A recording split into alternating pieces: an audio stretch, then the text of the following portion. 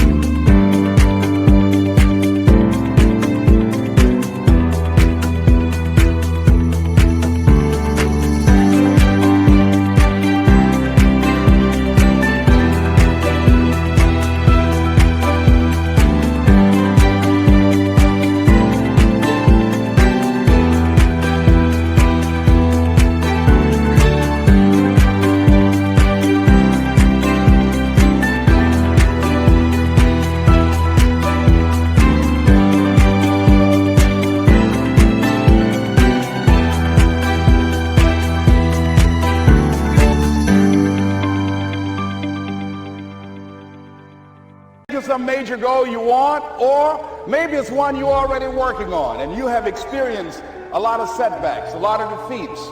You've experienced a lot of disappointment. Maybe you've already given up.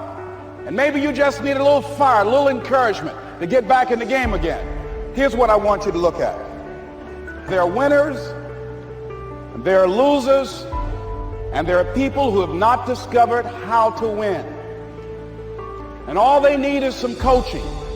All they need is some help and assistance, just a little support.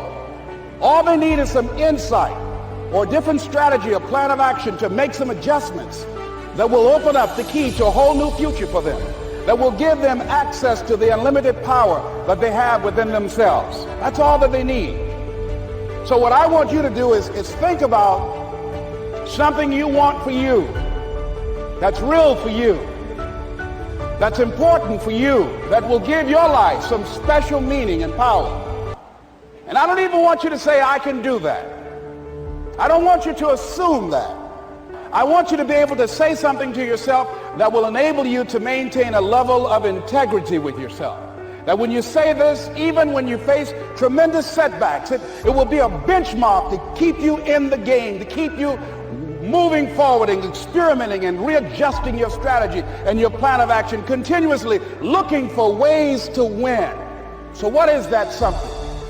When you got an idea you want to move on, you might not have the money, you might not have the education, you might not have the support or the resources you need.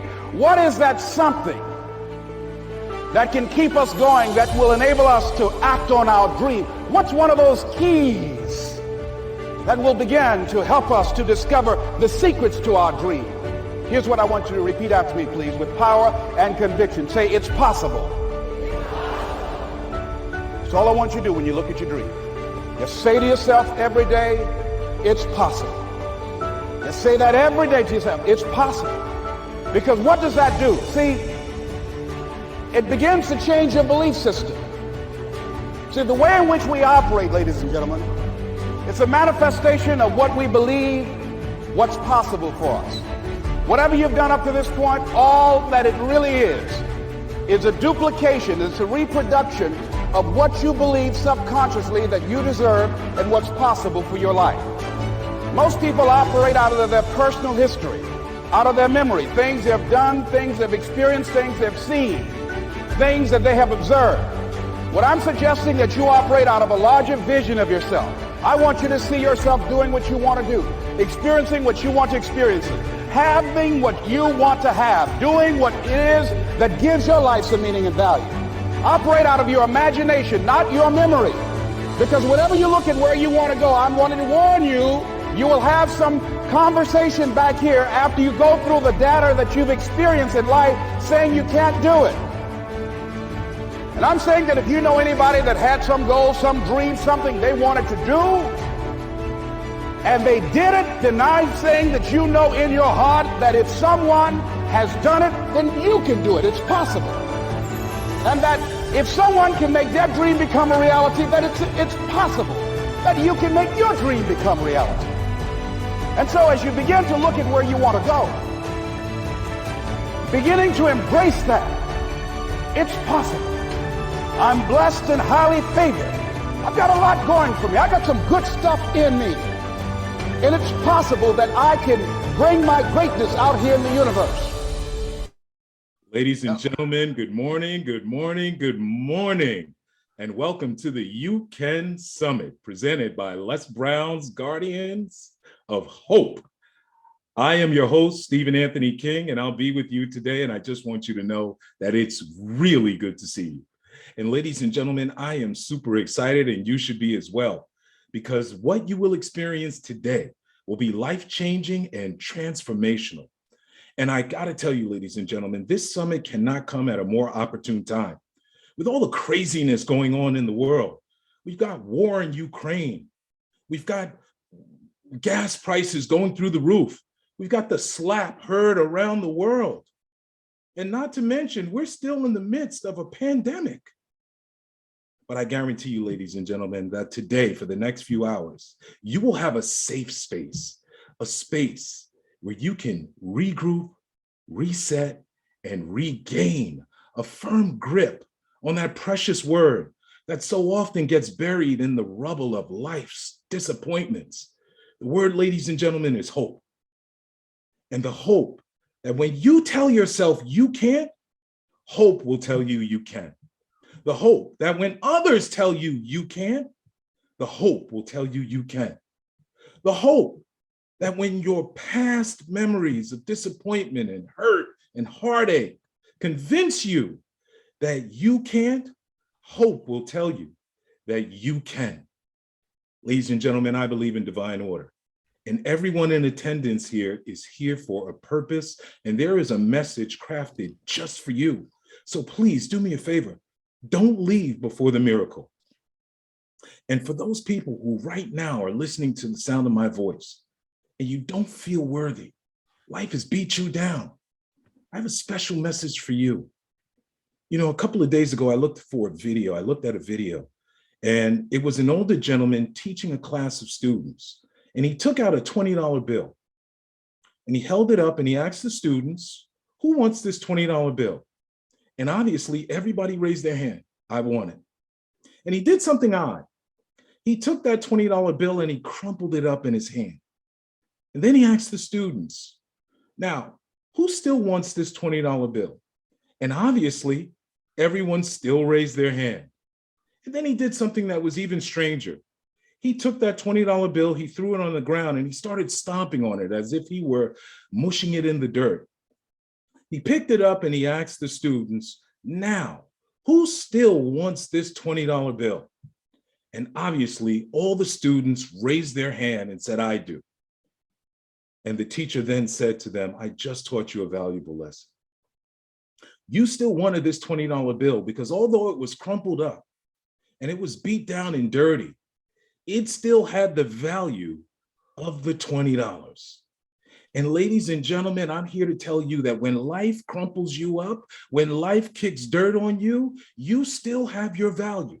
And if you still have your value, you still have your worth. And if you still have your worth, then when you think you can't, you can, ladies and gentlemen.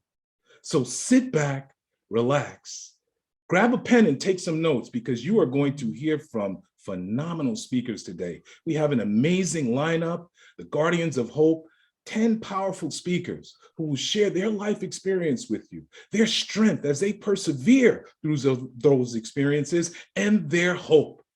And ladies and gentlemen, we've saved the best for last. How can we have the Les Brown Guardians of Hope and not have the godfather of greatness himself? Mr. Les Brown is in the building, ladies and gentlemen, and he will close us out today. So it is a special day, and please stick around because we have a lot more than just speakers for you, okay? After the summit, you will have an opportunity to ask questions with all the panelists. And more important than that, there's a special surprise.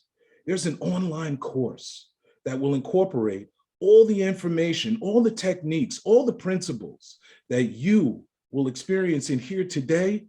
It will be packaged in an online course. 4 modules, 20 courses, videos, interactions, worksheets, the whole nine. We'll put it in the chat so you can have access to it. And also you can go to theguardiansofhope.net and get it. So ladies and gentlemen, we are in store for a phenomenal event. And before we start, I just want to honor our godfather of greatness, our leader, our mentor, Mr. Les Brown. Please, Les, say something to the audience for us. Well, I'm so very excited about being here today, and I'm excited about what you've put together because I want everybody to write this down. When you think about hope, and it's something very important that people should really begin to focus on. Let's look at that H, hold on to your faith. That we've gone through stuff and still going through stuff that literally shakes you at the core of your being. And what hope does, it gives you power to hold on to your faith. Hope reminds you that faith not tested cannot be trusted, that the things that you're going through is not to stop you, but it's going to contribute to your growth mentally, emotionally, and spiritually. Here's something else that's going on right now in this space where we are that's unlike any other time. Own your life. There are people who have been told you can work from home. Then they said, oh, you can come back. It's safe now. And there are millions of people who've said, no, I don't want to come back there. I'm going to create something else that's for me. These people realize life has no duplicate. You only get one life to live. And they've decided, and this is what this conference is about today, it's about learning how to live your life now, living in the moment and doing the things that you want to do now. Do what you can where you are with what you have and never be satisfied. And the P stands for, and here's how we earn money. We earn money through something that I think that it's a process, and the process of people, of products and projects. People, products, and projects. We've gone from brick and mortar to click and order.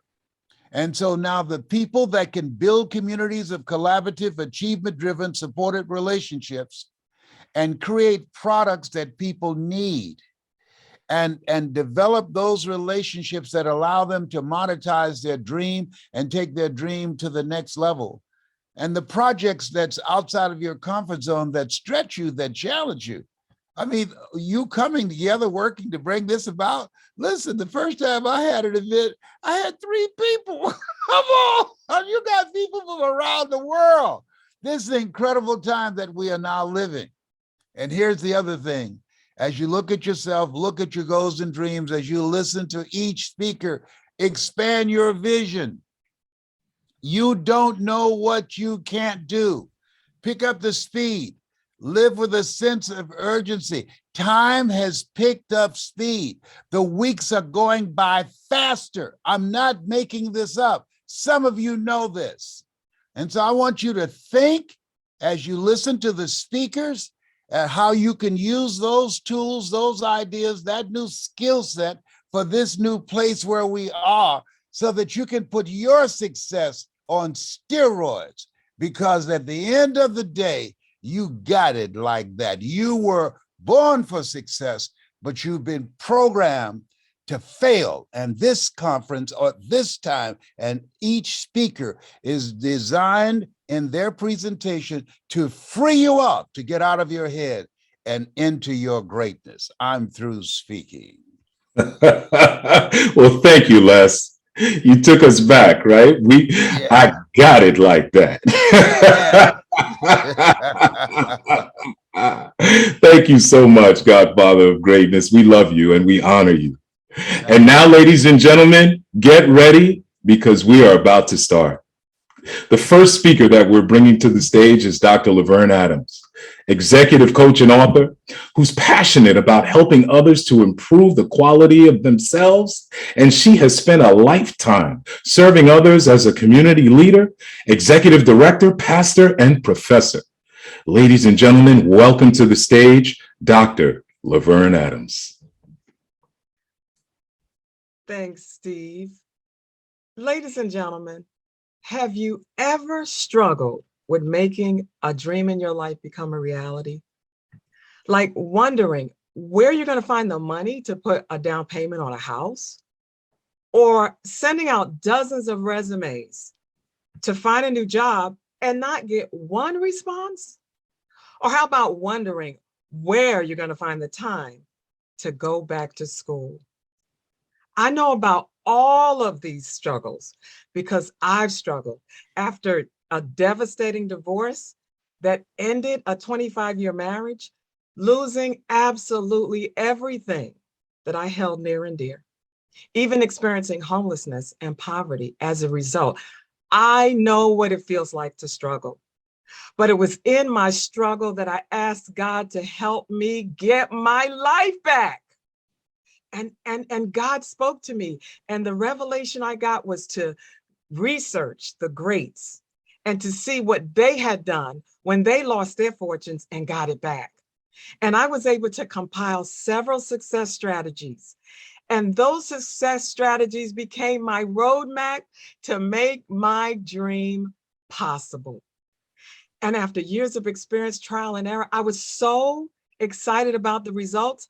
I put it in a book and I called that book Destination Transformation, Your Navigational Roadmap to a Totally Fulfilling, Pretty Amazing, Completely Rewarding Dream Life.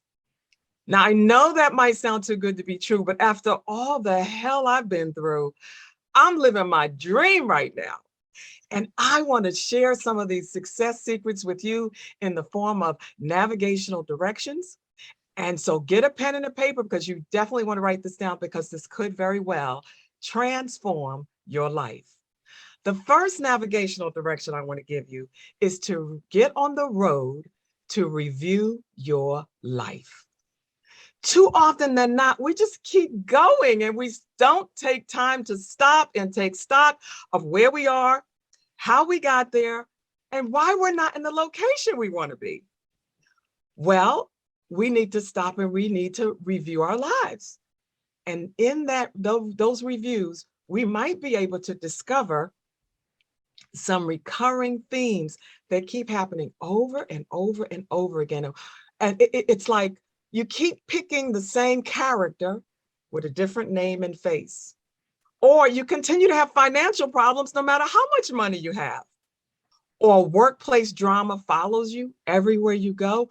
These are recurring themes. And if you've ever had to say, why does this keep happening to me? It's because, ladies and gentlemen, you are the most common denominator in every one of those scenarios. And only you have the power to change the outcome and get the results that you want to see. The next navigational direction I want to give you is to get on the road to your rediscovery. When we were young, our imaginations were uninhibited, and we read the comic books and we saw the cartoons, and we believed we could fly until somebody told us, you can't. And that you can't permeated every area of our lives because it was probably by somebody who we thought cared about us. And it put us in a box to where we didn't think we could do anything. But I'm here to tell you today, take the opportunity to rediscover what makes your heart sing. And don't let anybody take that away from you. Because when you try to live somebody else's dream, it's like wearing a shoe 2 sizes too small. So rediscover your dream and let that passion drive you where you want to go. And the last navigational direction I want to give you is to get on the road to a revelation. Now, I know that might sound complicated or even mysterious, but really all it means is that you get your life's GPS system to position you in a place that you are near people who can give you wise counsel. Because at the end of the day, there are so many things that you don't know that you need to be able to hear it. And people like pastors or mentors or counselors or coaches that can speak well into your life and see some things that you might not even be able to see for yourself. And I know this to be true because when I went through the deepest, darkest part of my life, I was watching a program just like the one you're watching right now. And the person on the other side of the screen was saying things to me. I felt like he was talking directly to me. And he was saying things to let me know that more was possible for my life. And so I want to give you a revelation. And that is stop chasing your dreams. Now, I know that might sound counter to anything that you've heard before, but hear me out. Chasing puts you in a very vulnerable position. And the old wives' tale says, anything you got to chase don't want to be caught. So put yourself in a position of putting yourself in a position of chasing. It's also exhausting. And that's why you're so tired. My suggestion is you take all that energy and you put it in developing yourself, strengthening yourself, growing yourself, so that you're not just chasing the dream, but that the dream chases you.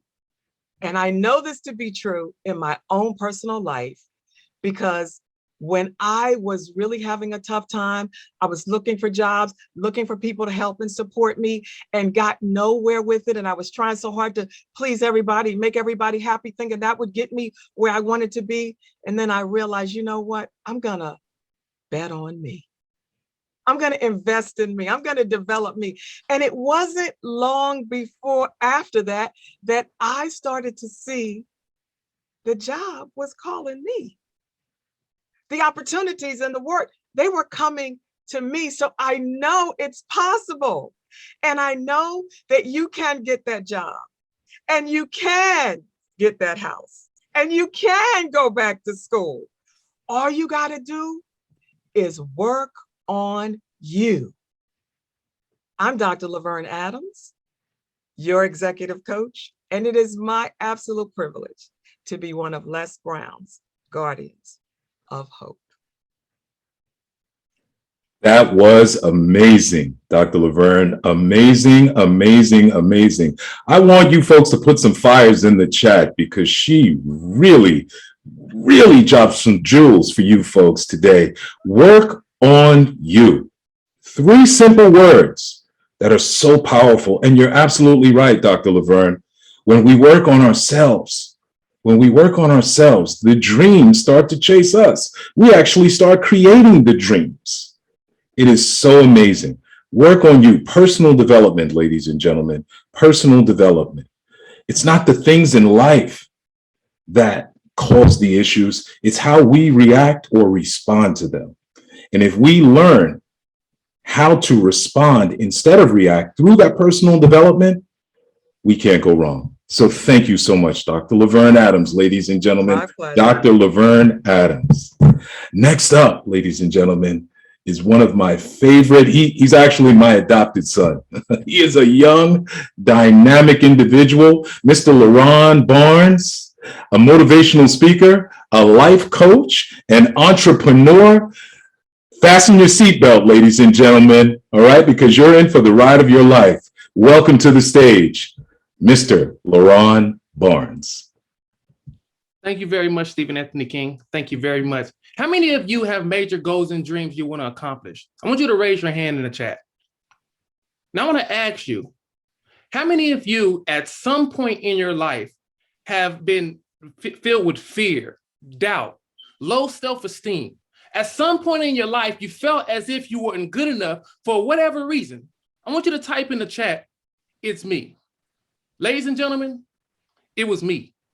In the 2nd grade, I had my teacher, Miss Smith, told me something that I'll never forget. She said, LaRon, you're ADHD, you're ADD, and you have a learning disability. And I remember how that made me feel. I remember feeling as if I was inadequate, that I couldn't learn, that something was wrong with me.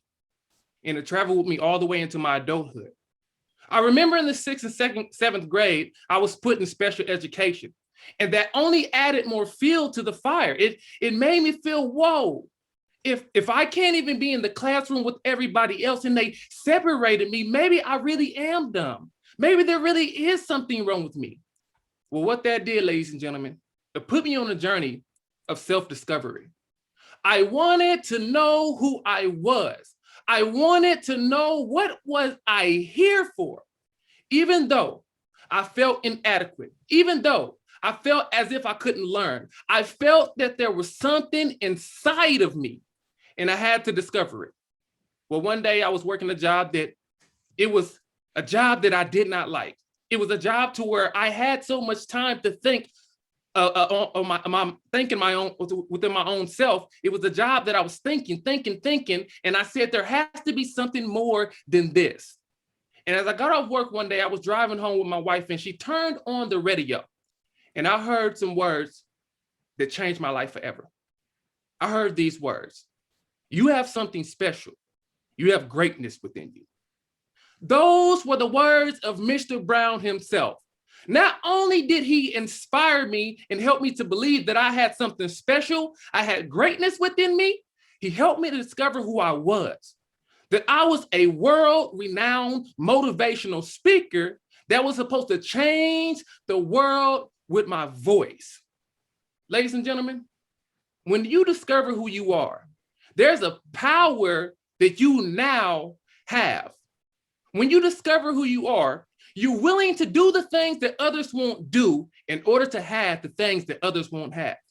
Up until that point in time in my life, ladies and gentlemen, there's one thing that I never did. Never did. I invested in me. I invested in a workshop called Effective Presentations because I knew that if I was a motivational speaker, that I had to invest in me. And when I invested in this workshop, I met a gentleman by the name of Mike Frasciano.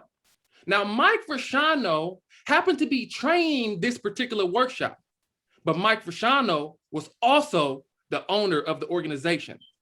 And what Mike Frasciano did for me, he showed me how to use my hands, how to project my voice, how to own the room. And at the end of this 2-day workshop, Mike Frasciano looked at me and said, LaRon, you'll never have to pay for a workshop again. I'm going to personally train you and send you out to different organizations. Ladies and gentlemen, when you know who you are, you're willing to do the things that others won't do so you can have the things that others won't have. You're willing to step out on you. You're willing to trust in you because you know who you are. And I found me. See, when you take risks and chances on you, ladies and gentlemen, what happens is doors begin to open. Ways begin to be made because you took a risk on you. And the reason why many people in life don't go far, because they don't believe in themselves. They don't trust in themselves. They don't know that they're the one, that if you were given the vision, then you was also given the necessary equipment to fulfill it. I found my purpose. I found what I was here for. The second thing is this: when you discover who you are, one of the things that I learned is that you bet on you. I have a friend by the name of Randall Gilbert, who is a phenomenal speaker. And you're going to hear from him later on today. I'm talking about this guy is something. And I was talking to him one day, and he was telling me how he was pursuing the dream of speaking as we are both doing. And what happened was he said, you know, I just invested $5,000 in a workshop. And there is other workshops that I'm going to invest in because I know this is going to make me a top of the line speaker. And he said, right now, LaRon, I invested in this and I don't necessarily have the other 5,000 to 10,000 to invest in another workshop. But what he said to me, which blew me away, is this: LaRon, who knows your name? I said, what do you mean, Randall? He said, who knows your name? He said, who knows what you are doing? Who knows what you are doing? And I want to ask you, who knows what you are doing? Because if no one knows your name, doors can't be open for you. If no one knows what you do, doors can't be expanded for you. Who knows your name? And what Randall Gilbert did is something that others won't do. He betted on himself. He went out and began to tell everyone what he did, that he was a motivational speaker and he's going to be a world changer.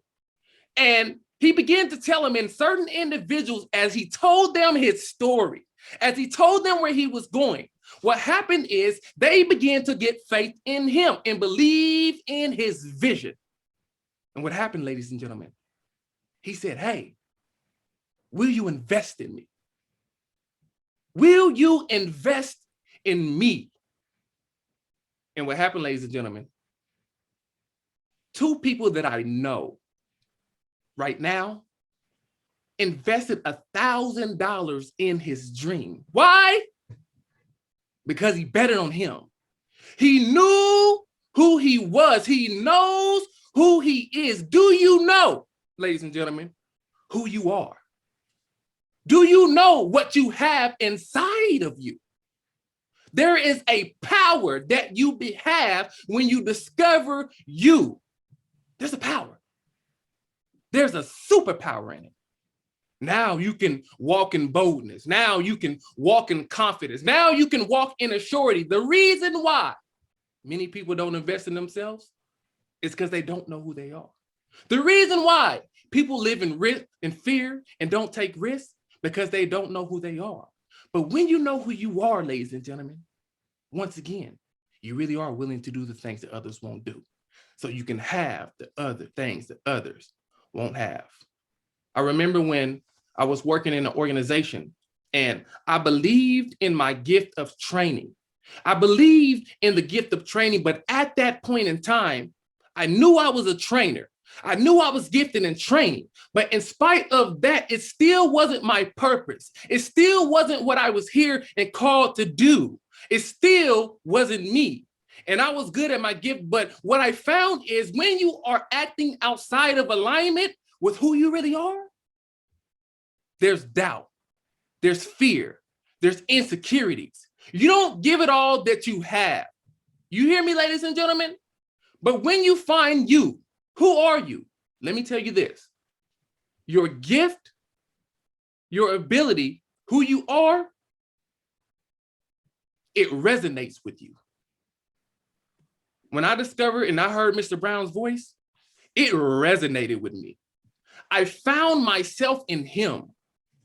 One of the ways that you find yourself, ladies and gentlemen, is in someone else. But you are not them, you are you. You just find you in it. Who are you? What do you have? And where are you going? My name is LaRon Barnes. I thank you for giving me your ear. It's been a plum-pleasing pleasure as well as a privilege. You all have an amazing day. Most importantly, have an amazing life.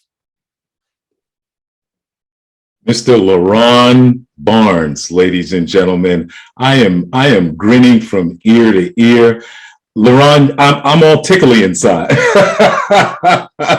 It is such a pleasure to see your growth and your development. Ladies and gentlemen, put some fires in the chat for Mr. LaRon Barnes. He definitely came with the fire for sure. And he talked about some key principles, really some key principles. LaRon, you the first thing that stuck out for me is when you talked about not letting someone else's opinion be your reality. Yeah. You cannot let someone else's opinion of you become your reality. And you're absolutely right. Know yourself. You have to know yourself. I once heard somebody quote that you don't have to find yourself. You were never lost. No. You just have to remember who you were before life got a hold of you.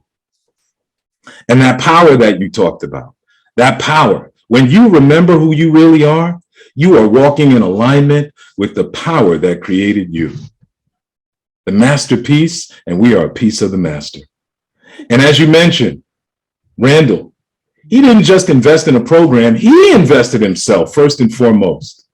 And you have to invest in yourself. So thank you, LaRon. Thank you so much for what you are doing. Continue the God work. Ladies and gentlemen, I know that you are having an amazing time. I hope that you are taking notes. I know that this is life-changing and transformative for you, and it's just the beginning. We've got so much more for you. Next up, coming to the stage, is a phenomenal woman. Phenomenal. And I have also had the pleasure to see her growth and development and her evolution in her speaking career. Mrs. Udine Duke Marino, an interactive design expert in information technology, assisting and coaching entrepreneurs to automate their businesses. Ladies and gentlemen, welcome to the stage, Mrs. Udine Duke Marino. Good morning, good morning, good morning, everyone. UCAN Summit. Thank you very much, Stephen Anthony King. So I want to see all my pet lovings inside of here. Put a pet emoji in the chat for me, please. If it is you have a pet, you had a pet, or you just absolutely love pets. Now, you see, the thing is, right? I have this 6-month-old puppy called Hennessy. She's absolutely adorable and she loves to be active. And one day, Hennessy was playing with her ball.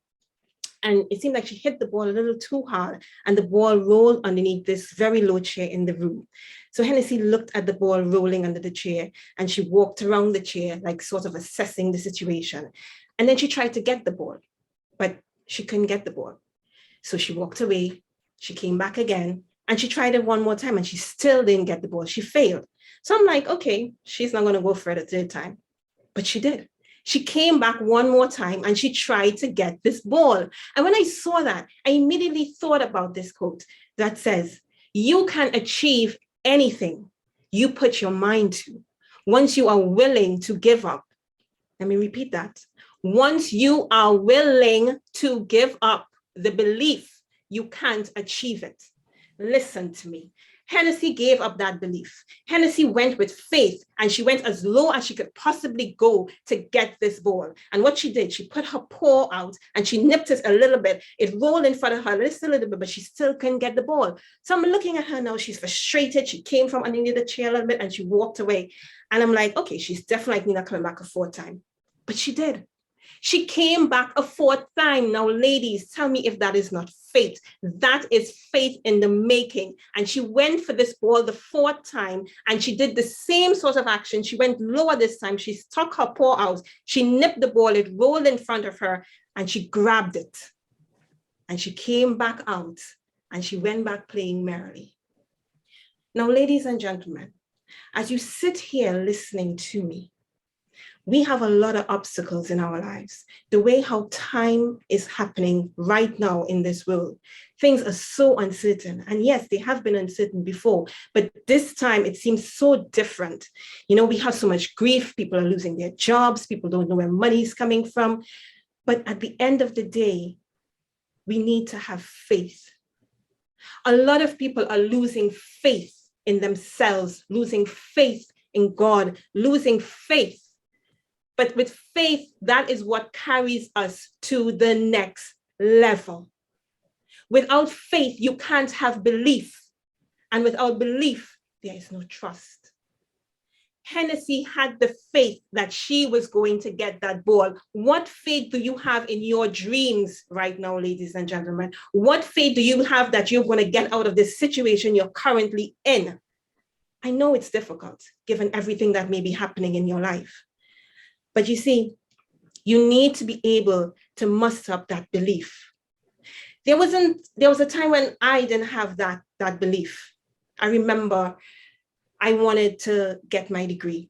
I so wanted to get my degree. And I went for my third year education in uni. I migrated for that. And I was so adamant, I have to get this degree. But it didn't work out for me.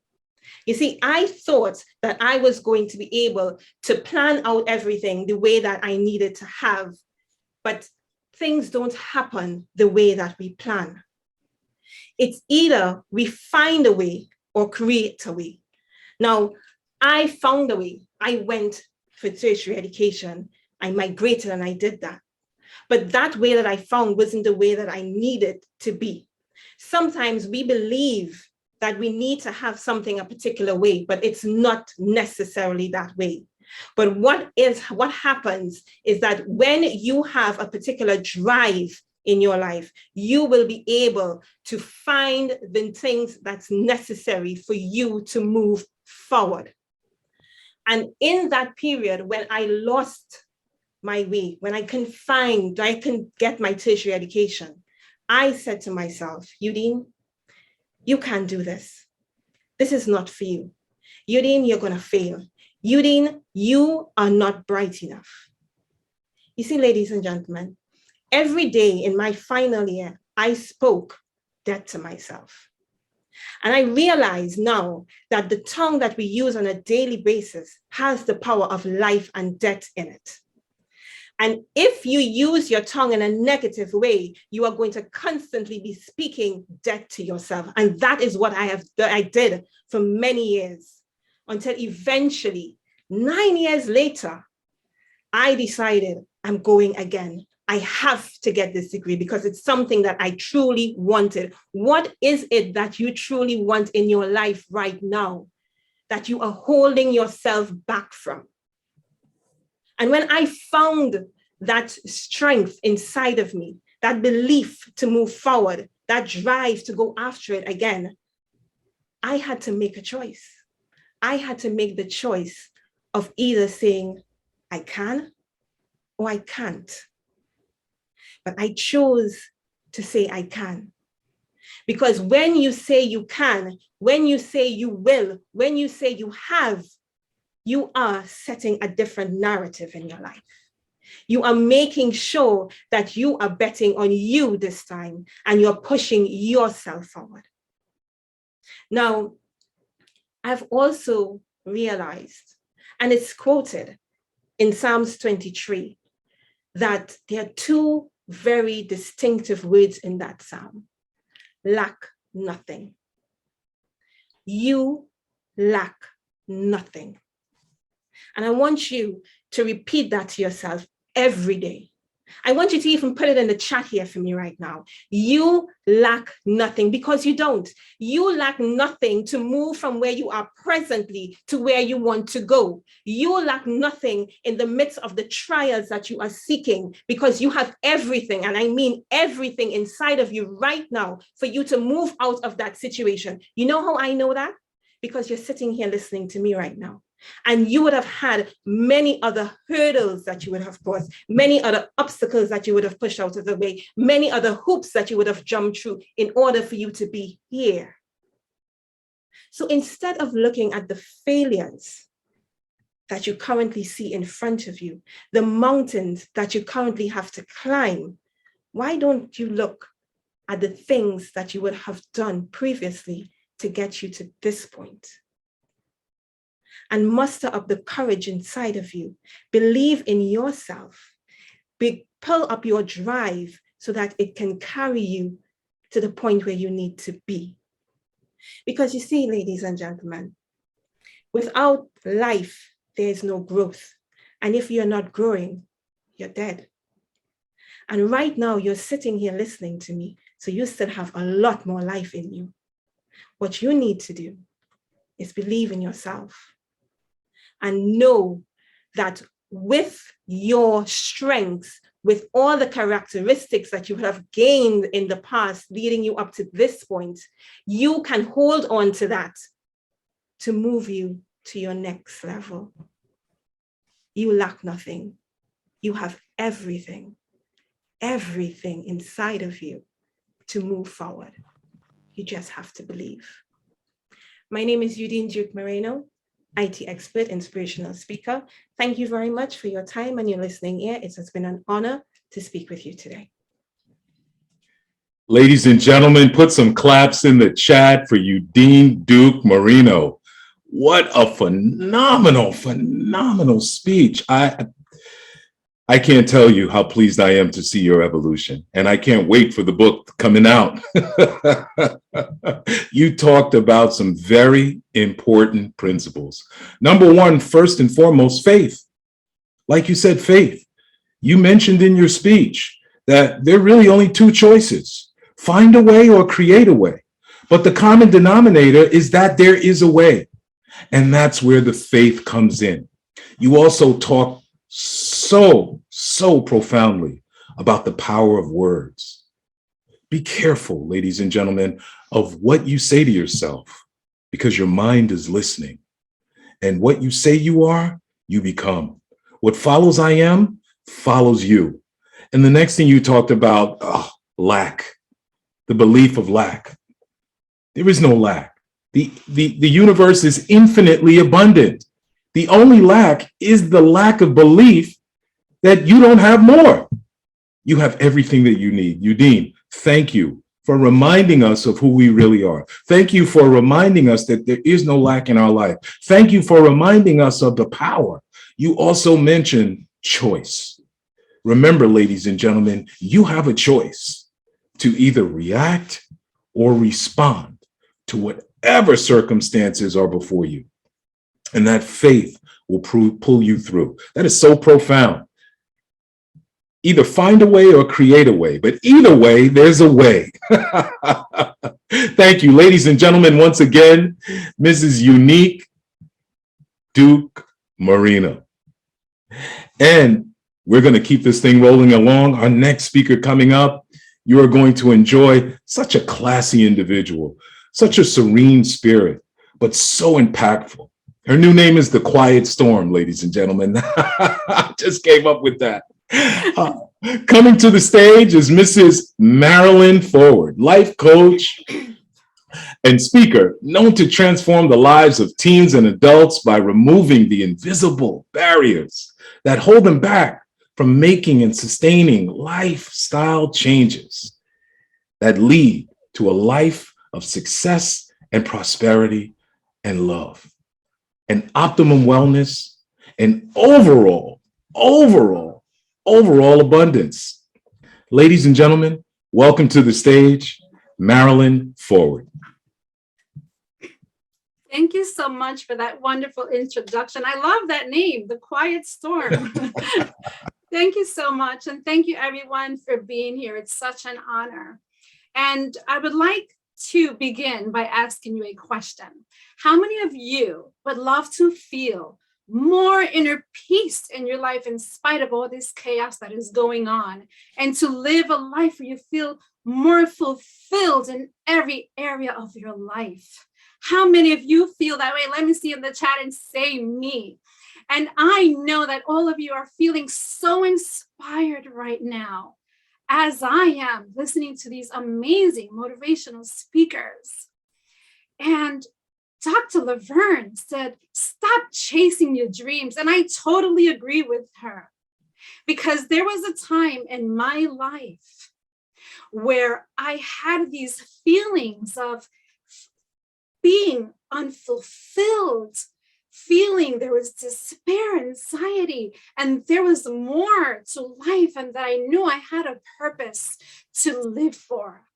And I remember one day going to a middle school to be there observing at a party.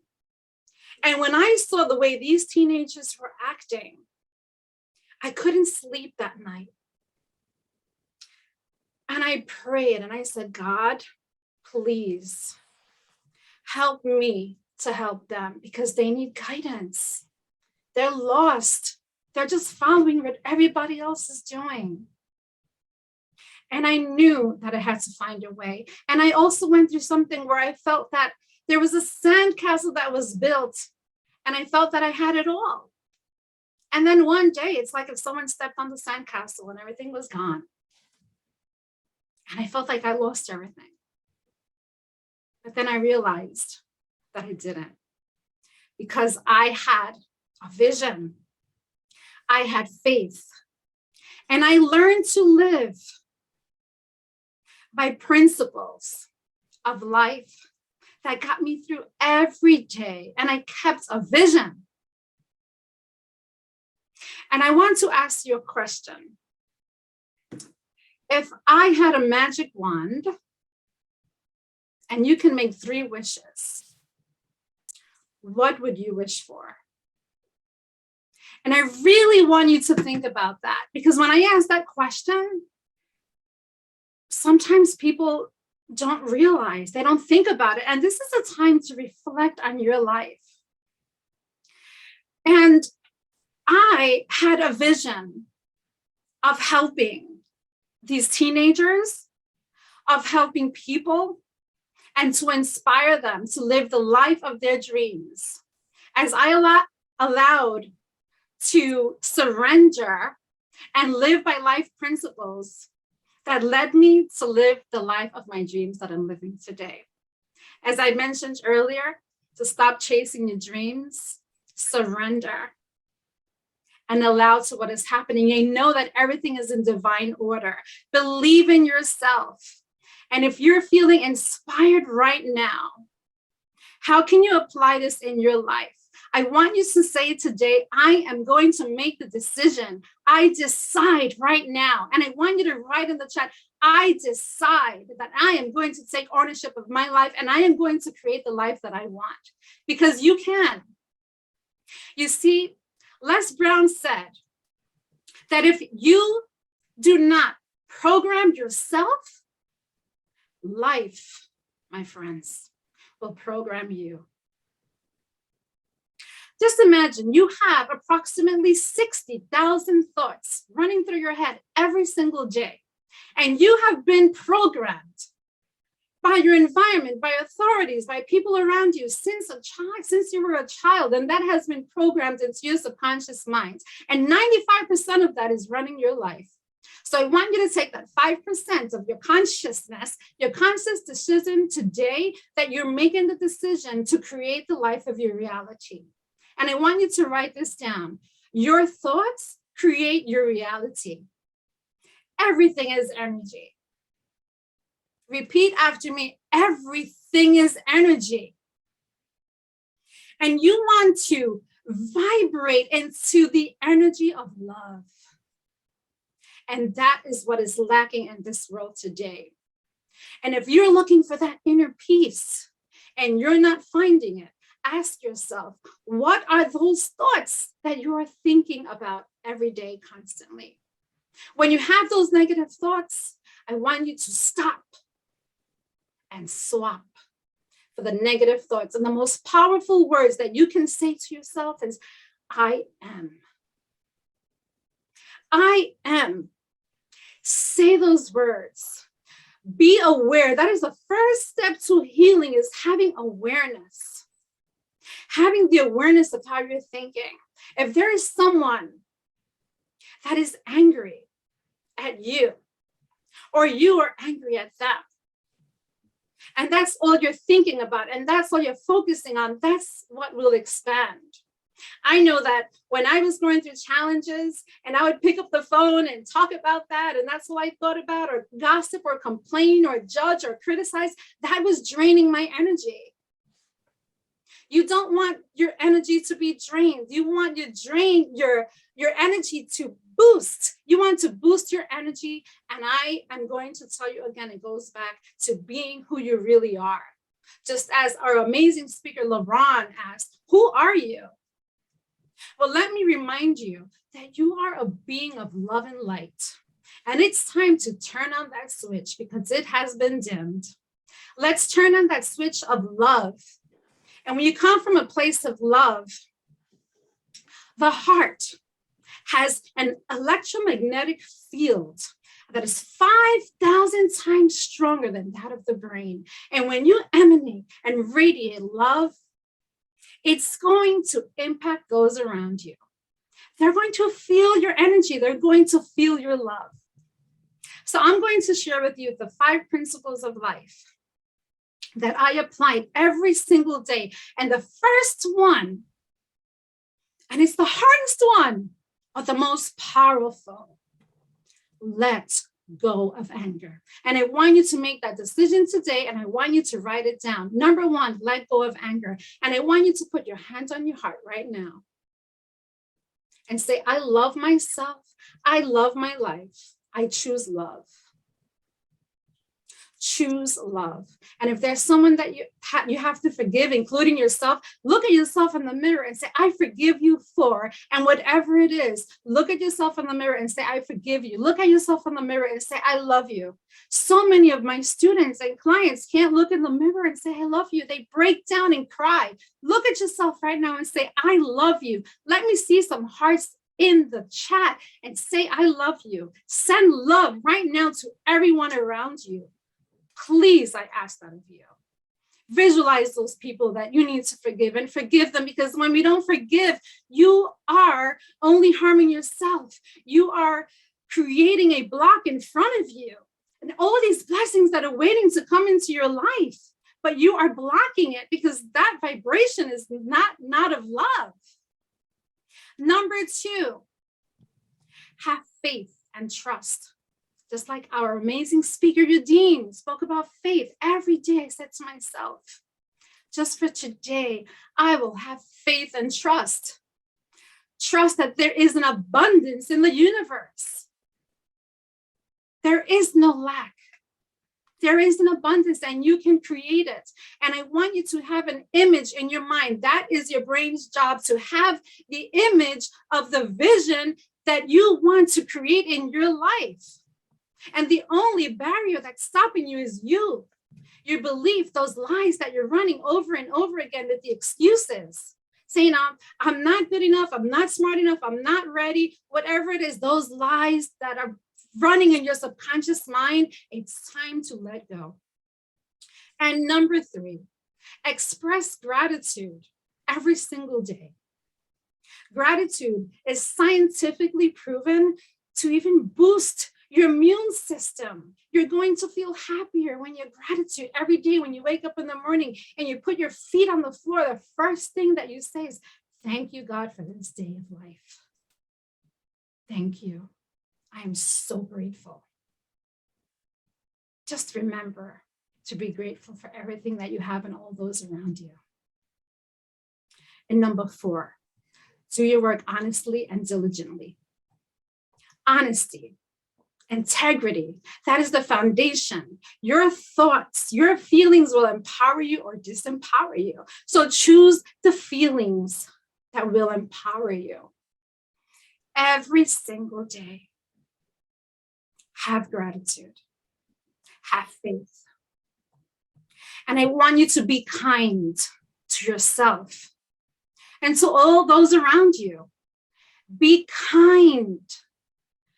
It's not going to hurt you to be kind. That's not a weakness. That's a strength. If I know that someone is angry at me, I will send them love. I will send them light. Because if you're going to go into that same direction, what vibration are you creating for yourself, for them, for those around you, and yes, even the planet? If you decide right now to come from a place of love and give love to yourself and all those around you, it starts with you. We can heal this planet. But it starts with your inner world creating your outer world. How many of you have read the book Think and Grow Rich by Napoleon Hill? I just want to remind you, before I wrap it up, that you were born with 2 envelopes. The envelope of riches is if you take control of your thoughts. And the envelope of penalties is the one you live by if you don't take control of your thoughts. So remember, my friends, to take control of your thoughts. Be aware, love yourself, and you can reprogram your life, reprogram your thoughts, your brain, redesign to live the life that you deserve. My name is Marilyn Forward, and I want to remind you that you can.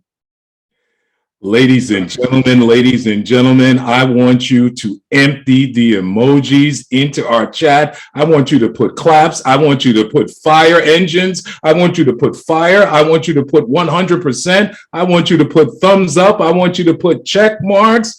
This woman deserves it. Marilyn, what a phenomenal message. I told you, ladies and gentlemen, the quiet storm speaks softly, but she carries a big message. Marilyn, you talked about so much, and your message was just, I felt it from your heart. First thing you talked about was vision. And we all know that Helen Keller once said, the only thing worse than being blind is having sight with no vision. If you have no vision, where are you going? Where are you going? And it ties into that faith, but you also mentioned surrender. Sometimes surrender, the definition just means you don't have to fight anymore. The battle is not yours. Stop fighting against the natural and logical flow of events. Embrace them. Just embrace them and go with it. You're here, and just ask for guidance from your higher power, from your creator, on what to do next. And you don't have to do something that is going to manifest 2 years from now. You just have to do the next right thing. Surrender and just do the next right thing. Yes. You talked about thoughts. Thoughts are so powerful. As a man thinketh in his heart, so is he. You know, I have a friend, a close friend, the actor Malik Yoba, and he always says, thoughts become things. Yes. And you talked about that vibration.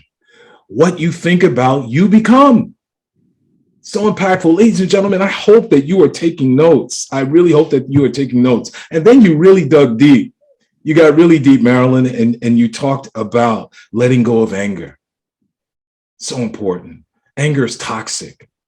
Yes. And it really only hurts you. That forgiveness doesn't let the other person off the hook. It lets me off the hook. Yes.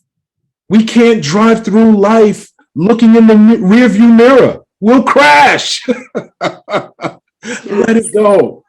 The longer you hold on to your past, the more you slow down your future. So thank you for that, Marilyn. Thank you so much. Thank you for everything. The action. Thank you. The action. You talked about action and gratitude.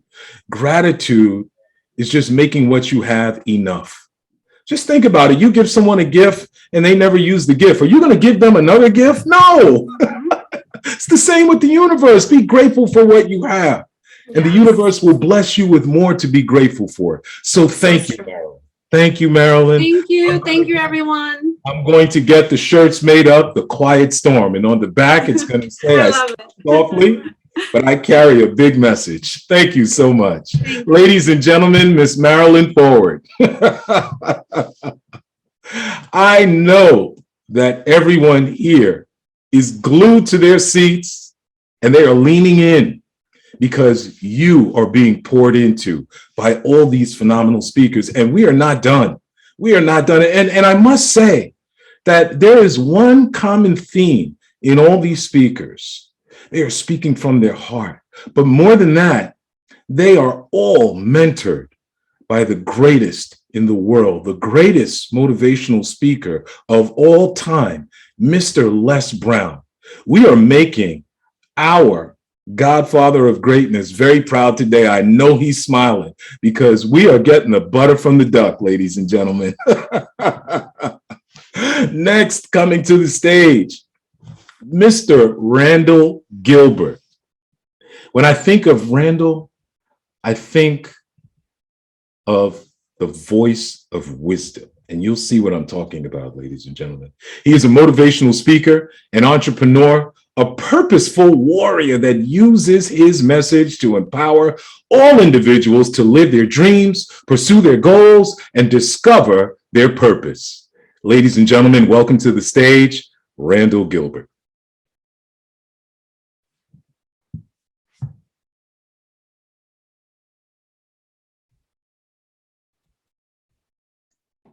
Well, thank you, sir. Thank you, thank you, thank you for that great introduction. Ladies and gentlemen, it is an honor to come before you today to speak to you about a process that will help you achieve greater success. This process is called EMP. EMP, you ask? Well, they're acronyms. It's an acronym that stands for eliminate, master, and perfect.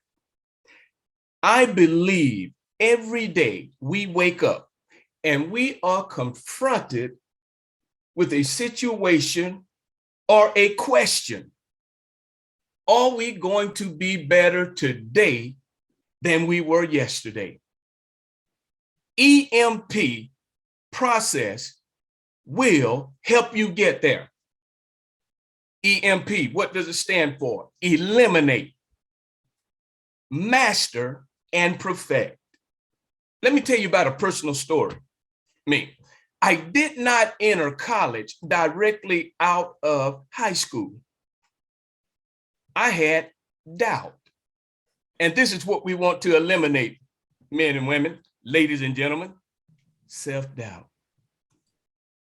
I didn't think I had enough to be able to get my degree. I didn't think I was committed enough to get my degree. So I chose the United States Army. I needed to be in a position or with an organization that would hold me, that would keep me. I couldn't go left, I couldn't go right. I had to go straight ahead. And when I arrived at Fort Leonard Wood, Missouri, there were men and women who were trained to train me on how to become a soldier. Ladies and gentlemen, I want you to get this and understand that in order for you to move out on your dreams and goals, you first must make up in your mind. I remember when I took the entrance exam for the military, there were 15 of us who took the exam. And they were calling people in after the exam in alphabetical order. I was the last one to call. And the recruiter sits beside me and asked me the question. He said, I guess you wonder why you were the last one. Here go that self-doubt. I didn't qualify, did I? He said, out of the 15, you were the only one to qualify. I was on my way, people. I went and chose my job. And he asked me a question. See, this is where you have to really make your mind up on what you want to do. He said, Randall, we can put you in a delayed entry program for 6 months. I'll wait. See, when you got your mind made up, you need to jump on the opportunity right away. 2 weeks later, I was in Fort Leonard Wood. Again, introduced to men and women to train me to be a soldier. And then they laid out the objectives on what I needed to accomplish to walk across that stage and be told I was a member of the United States Army.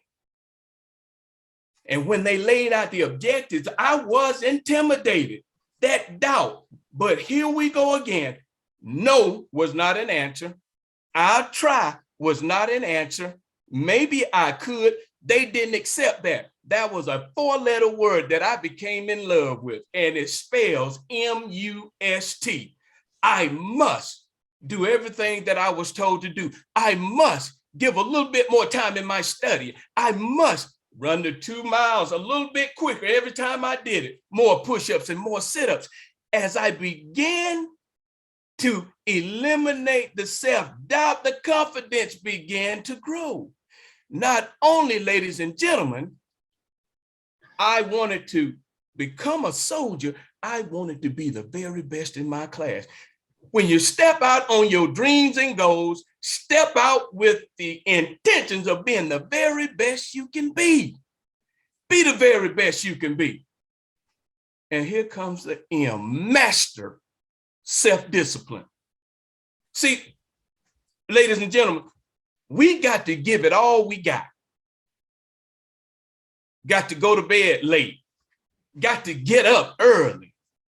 Got to leave my weekend partying alone if I'm going to achieve my dreams and goals. And then I must have enough discipline to align myself up with people who are going somewhere.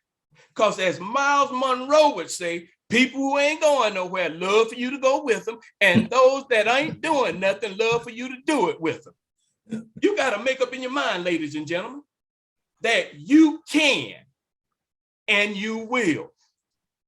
Mastering self-discipline.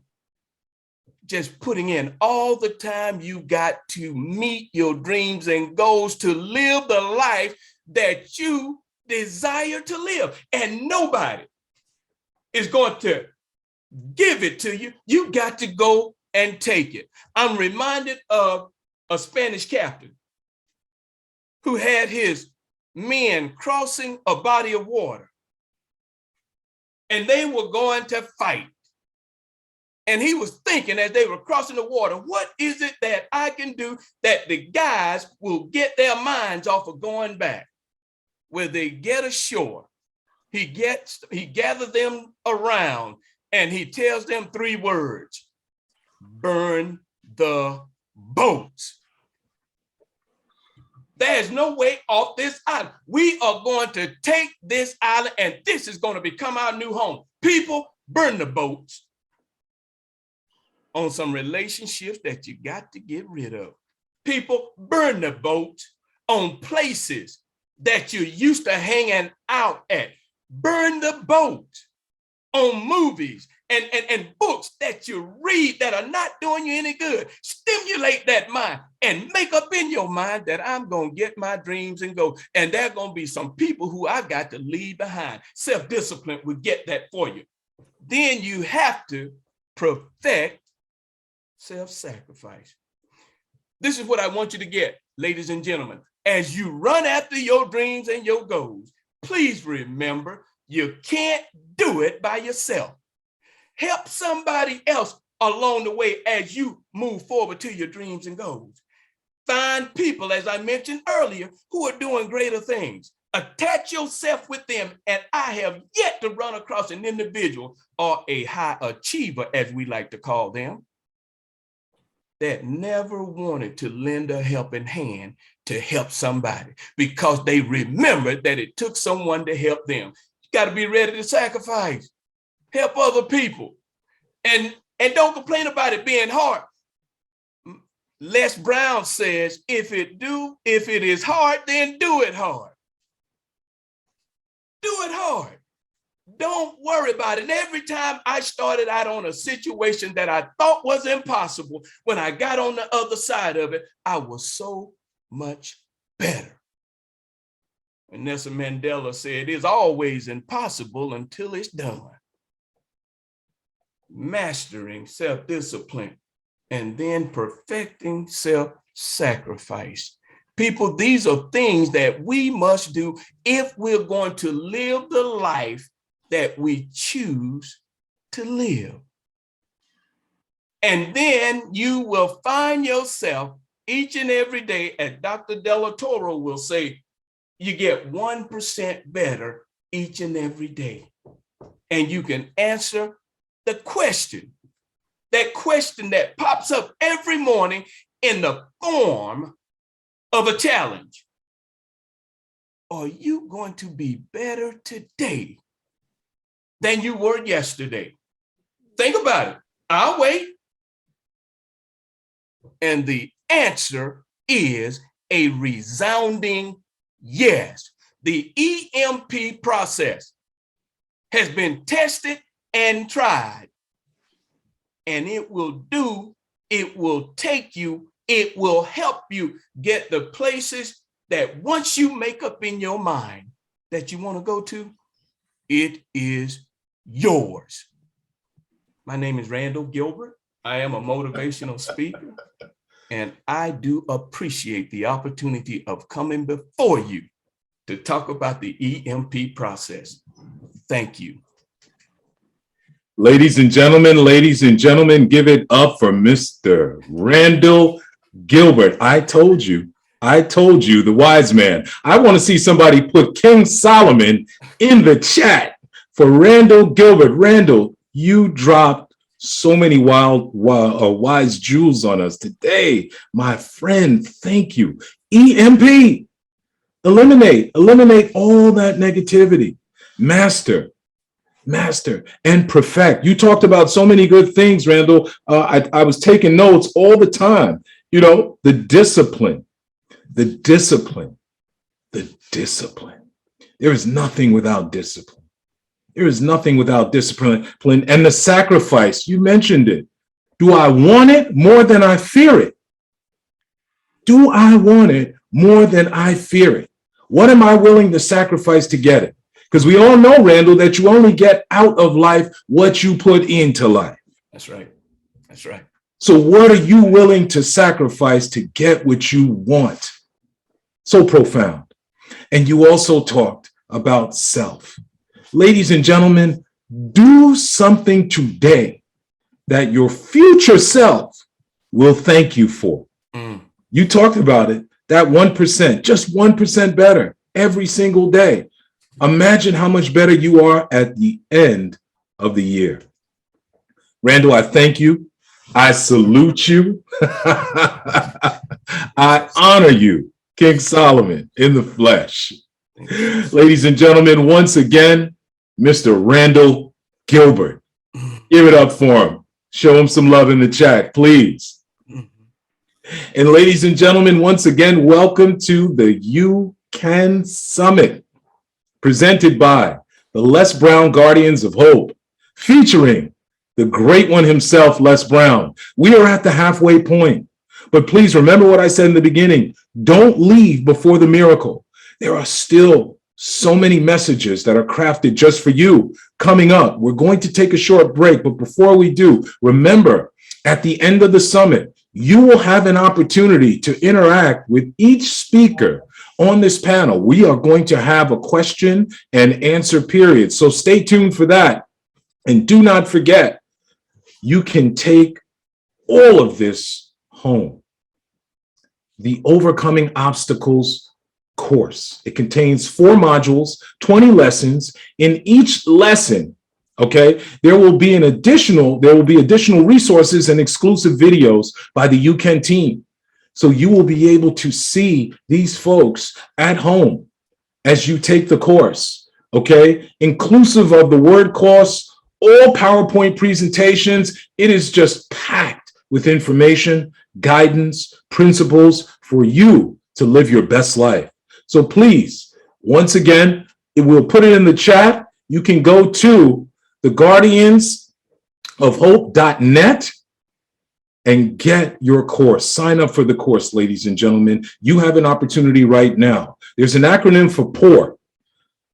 And it states that POOR, P-O-O-R, is passing over opportunity repeatedly. How many of us have done that? How many of us have passed over opportunity repeatedly? Don't pass over this opportunity. Go sign up for the course. Do that one thing today that your future life and your future family will thank you for by going to get the course. We're going to take a break and we'll be back shortly, and we'll continue with this phenomenal event, ladies and gentlemen. Thank you. Les. Yes. Are you there? So Yes, I hope you are pleased with what you have seen so far. Oh, without any question. I think that Dr. Laverne, she started out and she came out with fire. And then Laron, he came out and he was slugging and making a lot of impact. And then you look at Udine, and I think about Marilyn, but most importantly, I was thinking about and reflecting on what we're doing. Because what we're doing, when you're given the crisis state of mind that most people are in, when you have fear of going to the grocery store or drugstore, or you might pull in front of someone and they get upset and you might be a victim of road rage. When you think about when you're out and you have on mask and you're wondering whether or not it's secure enough when you pass someone, and we've never been in an environment where the air you breathe can cost you your life. Yes, yes. You know? So when I think about that, and in my own family, we've had 2 people who've passed because of COVID. And so with the mixed messages and how COVID has been politicized, some states say you wear your mask, some say you don't. Yeah, so all I could think of today, we have the instruments. We have more instruments to help people to begin to have hope and to create a shift in their lives. Correct. But yet and still, those platforms are not being used like that. I was thinking about when I was in school, they said reading, writing, and arithmetic. Those are important. But it didn't talk about finding your purpose, why you're here, how to build relationships, how to de-escalate an argument, how to avoid creating a culture of violence. It didn't do that. It didn't challenge us to think. You don't tell thinking people that Columbus discovered America, a place that was already occupied. Correct. We're living in a time where there's a reckoning, lies that have been told, and things that have been concealed from us. And when I think about this whole issue as it relates to critical race theory and leadership, political leadership, who actively not only don't want the total truth told about our being in America, but in this day and age, actively working forcefully to limit our access to vote. It's supposed to be America, the leading democracy in the world. And now it's showing itself to be a fraud, a sham, that legislation is being passed to limit people's access. Legislation has been passed to make it against the law if a person is standing in hot weather to vote, for you to give them a glass of water. Come on. I mean, just the things. But the other thing that we must keep in mind, that this is a result of what we're experiencing right now. There's a shift that's taking place. Yes. And these voices will give people the courage to stand up for what they believe in. When I listen to what Marilyn shared in terms of people affirming their own sense of self, and Laron, his level of conviction, and Dr. Adams, when she talked about your willingness to expand your skill set and your knowledge.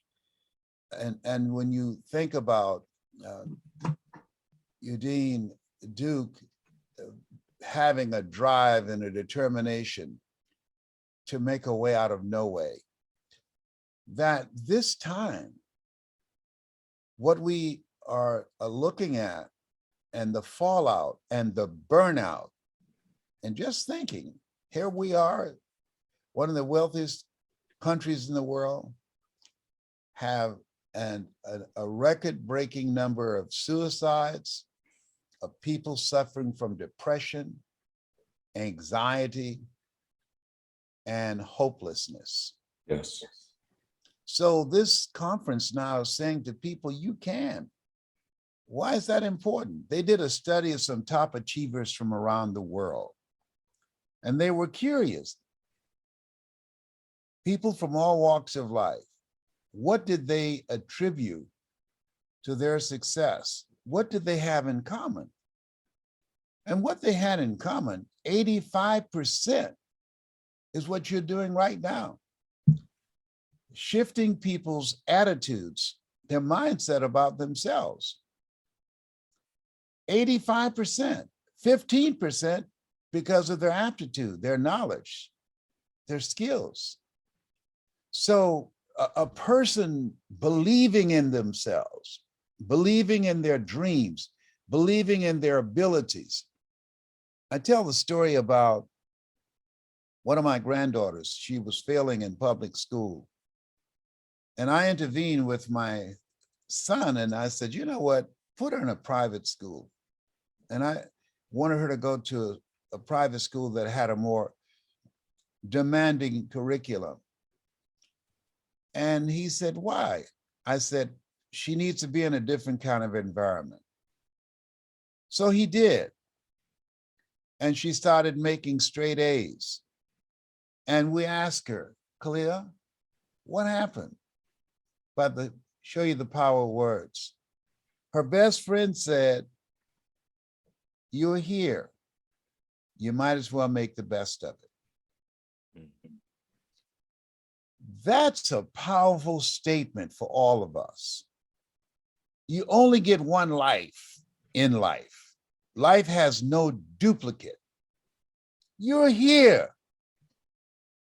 You might as well make the best of it. Don't die an unlived life. That's what each one of these speakers are saying. And you have to bring it with power and conviction, because we were born with everything we need. We are more than able to achieve goals, to redirect our lives. But we're being programmed and being programmed every day to be mediocre. I remember the quote by Richard Wright: "The impulse to dream has been slowly beaten out of me through the experiences of life."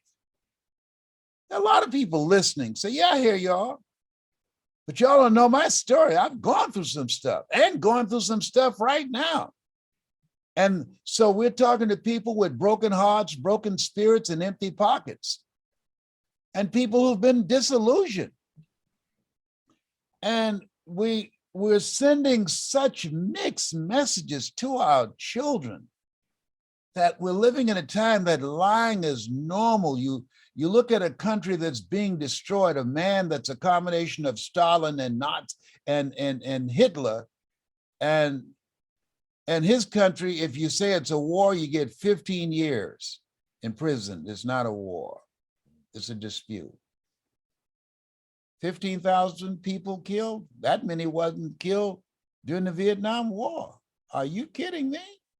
And so you have politicians who will take place in positions, and if you look at the questioning of the Supreme Court candidate and the kind of questions they ask, what's your definition of a woman? What does that have to do with being a Supreme Court justice? What's her grades?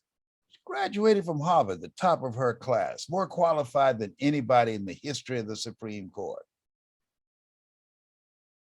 And you have a Supreme Court justice who sat there for 10 years and didn't say a word. For 10 years, just watched. 10 years, didn't give an opinion. And his wife is at the insurrection on January the 6th. His wife was paid $200,000 by a firm, and it was a case that came before the Supreme Court, which he should have recused himself, and he did not. There's exposure that's taking place here. And this, it's not going to be a political solution. Politics will play a role. But what's going to be required, and what these speakers are doing, is creating a new culture. That's what's important. That's what these young people did. Our young people didn't just jump up one day and decide to wear their pants below their butt to show their underwear. No, they listened to stuff on an ongoing basis, and it created a mind virus, HIV, hood-infected virus, AIDS, addiction to incarceration, and death syndrome. And so now, these speakers, these messengers of hope, reflect what Steve Jobs said. He said, the storyteller is the most powerful person in the world. Why? They have the ability to create a new culture of love, of unity, of people turning together rather than turning on each other, a sense of decency. And we're seeing bizarre behavior and people coming up and giving explanations for it. Something I heard Lauren Hudson say: just because you can explain it does not excuse it. Just think about that. Just because you can say, well, here's why I did it, you don't get a pass. No. So this is a time where people need to think. And it's a process. You don't just jump up and do it. People see me speak, and they say, oh, he's a natural. I never forget when I spent a whole day with Maya Angelou at her home. And she said, when people say that I'm a natural, you see these 3,000 books around in my basement?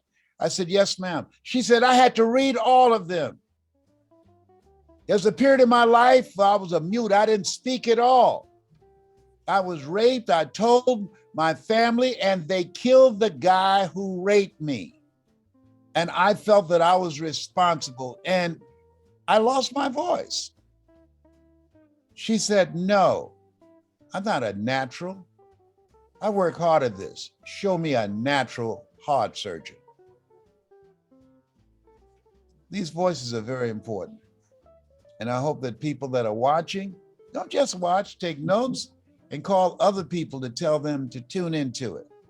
People need to hear and see and experience different kinds of messages that's all over the internet. That's what I got to say right now. Let's hear the rest of the speakers. Thank you, Les. Thank you for that. Powerful message, powerful message. And you said something at the end that was key. We don't just pop up and are ready to speak. And that leads me to talk about the Les Brown Hungry for Greatness coaching program. Ladies and gentlemen, every speaker that you have seen today and that you will see is part of the phenomenal coaching program facilitated by the great Les Brown. So you see the results from the greatest in the world. If you want more information about that, we'll drop it in the chat. Hungry for Greatness is the program that we are all part of. So thank you, Les. Thank you for all that you do. Thank you for all that you pour into us. And our goal is to make you proud in all that we do. And ladies and gentlemen, let's continue on. Let's continue on. We are back. We are better than ever. And the next speaker coming to the stage is Mrs. Virginia Rutherford Hall, a success advisor. She has demonstrated her amazing public speaking skills by delivering a remarkable commencement presentation for her 1988 class as a graduate from Hardy Bible School in Pittsburgh, PA. Ladies and gentlemen, welcome to the stage, Mrs. Virginia Rutherford Hall. Hello, I am so grateful to be here, and I'm grateful for you, Stephen, and Mr. Les Brown. What a wonderful message. I'm here to talk to you on the topic of persistence and perseverance. That was my father's, the late Oliver Rutherford Sr.'s favorite word. He would always say, persevere, baby, persevere. And I had a dream when I was a youngster. I always wanted to see God's beautiful earth. Someone said, I want to see the earth before I leave the earth. And that's what took root in me. But my mother, the late Charlotte Rutherford, she wanted me to be at AT&T. She had 2 masters, and she wanted her 3, myself, my sister Juanita, and my late brother Oliver, who just passed, to be at AT&T with her.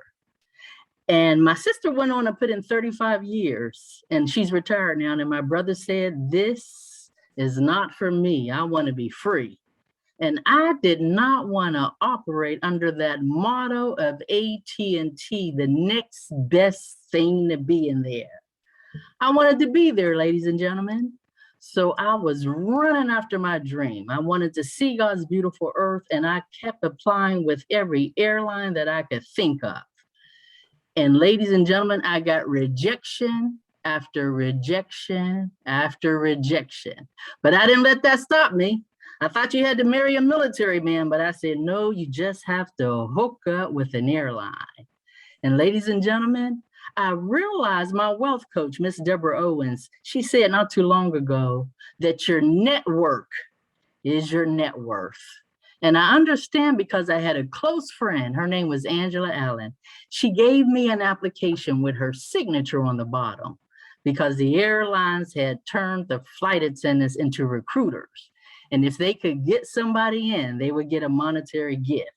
And 6 months later, ladies and gentlemen, after interview after interview after interview, and after physical and all this red tape, I got in. It was a win-win. She got her monetary gift and I got in. And I was seeing God's beautiful earth all over the world. Everywhere the friendly skies went, I was there. I didn't have to operate under that motto of the next best thing to be in there. I was seeing God's beautiful earth until the year 2020 hit.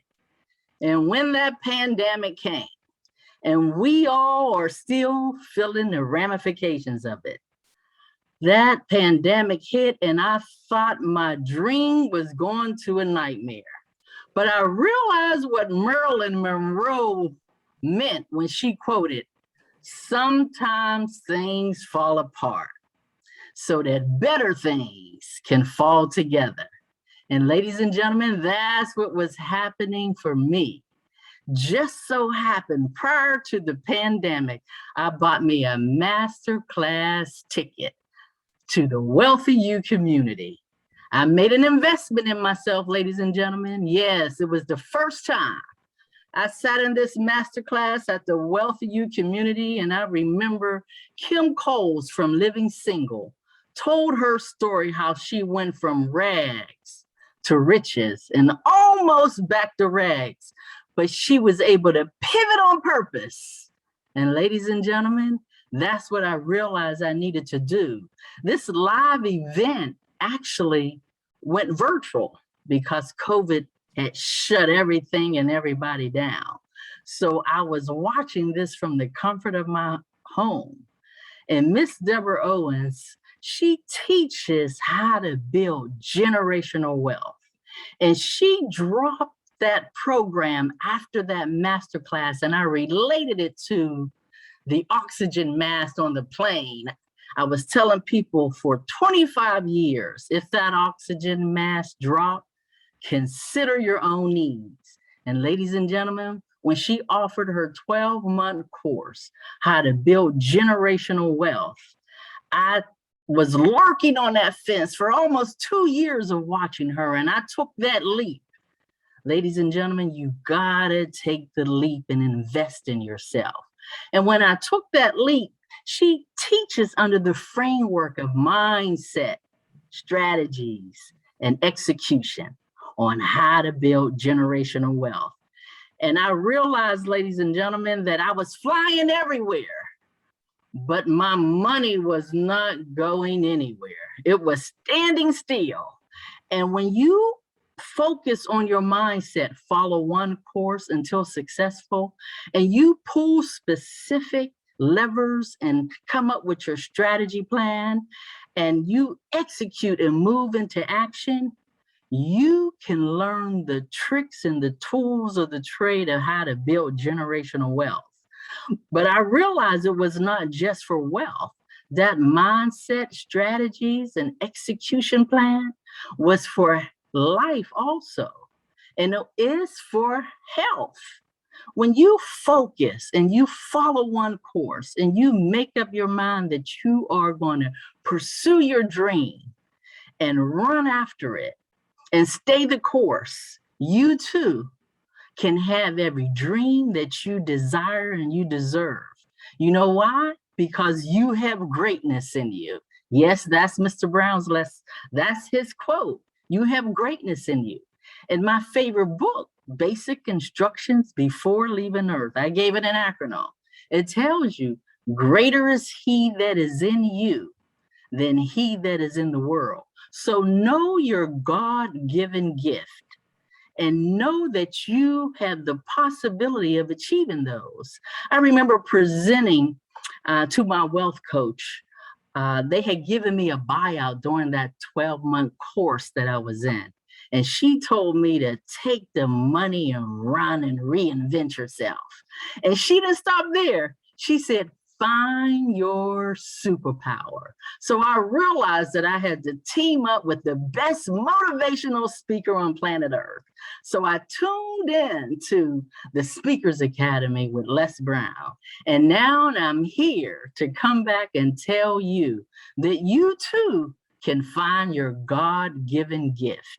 You too can have whatever you dream and whatever you desire. And I count it a plum-pleasing pleasure to speak to you on perseverance and persistence, because it's meant for you too to persevere. You can pursue your dreams. There's going to be obstacles. There's going to be distractions, but you can pivot on purpose. And you can go to the left or to the right and back to the left, because we know the old little rhyme, good, better, best, never let it rest till your good is better and your better is best. Yes, you have to bet on you. You have to bet on yourself, and you can develop every gift inside of you. It's possible for you to have your dream. It's necessary that you pull specific levers to build generational wealth, and it's necessary for you to pull specific levers so that you can develop your skills and develop your God-given gift. I found out my gift was my voice. I remember speaking on the plane. Every time I spoke, someone said, wow, you got a wonderful tone. But I didn't know that then. Every time I would make an announcement and somebody would leave, your voice is so calming. So now I realize what they meant for those 25 years. Now I'm using my voice. And I am a success advisor at the Wealthy You community. I took those wings that United Airlines gave me at the Friendly Skies, and I flew into Wealthy You, and I learned the tricks of the trade of how to build generational wealth. And now, ladies and gentlemen, you too don't have to stay on that fence of ignorance. I was on that fence of ignorance for years, a couple of years, watching her tell you how to build that wealth. And I took that leap after leaning in, after listening, after learning, and I'm grateful to know that I can trust in the Lord with all my heart and lean not to my own understanding, and in all my ways acknowledge him, knowing that he will direct my path. I'm grateful to know him, and I'm grateful to use my voice, and I'm grateful for Les Brown Speakers Academy, because it gives you courage. It gives you the confidence. It helps you to develop what you need to know. And you have to stand in your courage and tell these people who's listening under the sound of my voice, what do you want to do? You have greatness in you. Where do you want to go? Do you want to build financial wealth? You can learn the tools. You can learn the tricks of the trade. You just have to lean in. You just have to listen. You just have to learn. But most of all, you have to take the leap. Yes, you can build that mindset and stay focused. You can have strategies specifically that's uniquely designed for you. And you can come up with this blueprint and have an execution plan that's going to take you where you want to go, because you need to leap and grow your wings on the way down. My name is Virginia Rutherford Hall. I'm a Wealthy You ambassador and success advisor, and I'm also a motivational speaker for the Les Brown Academy and a member of the UCAN Guardian of Hope. And it's all a blessing. And I count it a plum-pleasing pleasure to speak to each of you on persistence and perseverance. Yes, and if you have to pivot on purpose, you do just that, because you need to position yourself to prosper. Yes, I'm grateful for you all, and I'm glad that you all are here. Have a wonderful day. Ladies and gentlemen, put some claps in the chat for Mrs. Virginia Rutherford Hall. Phenomenal message, Virginia. I just have one request. I want you to say that last phrase with all those P's 3 times fast.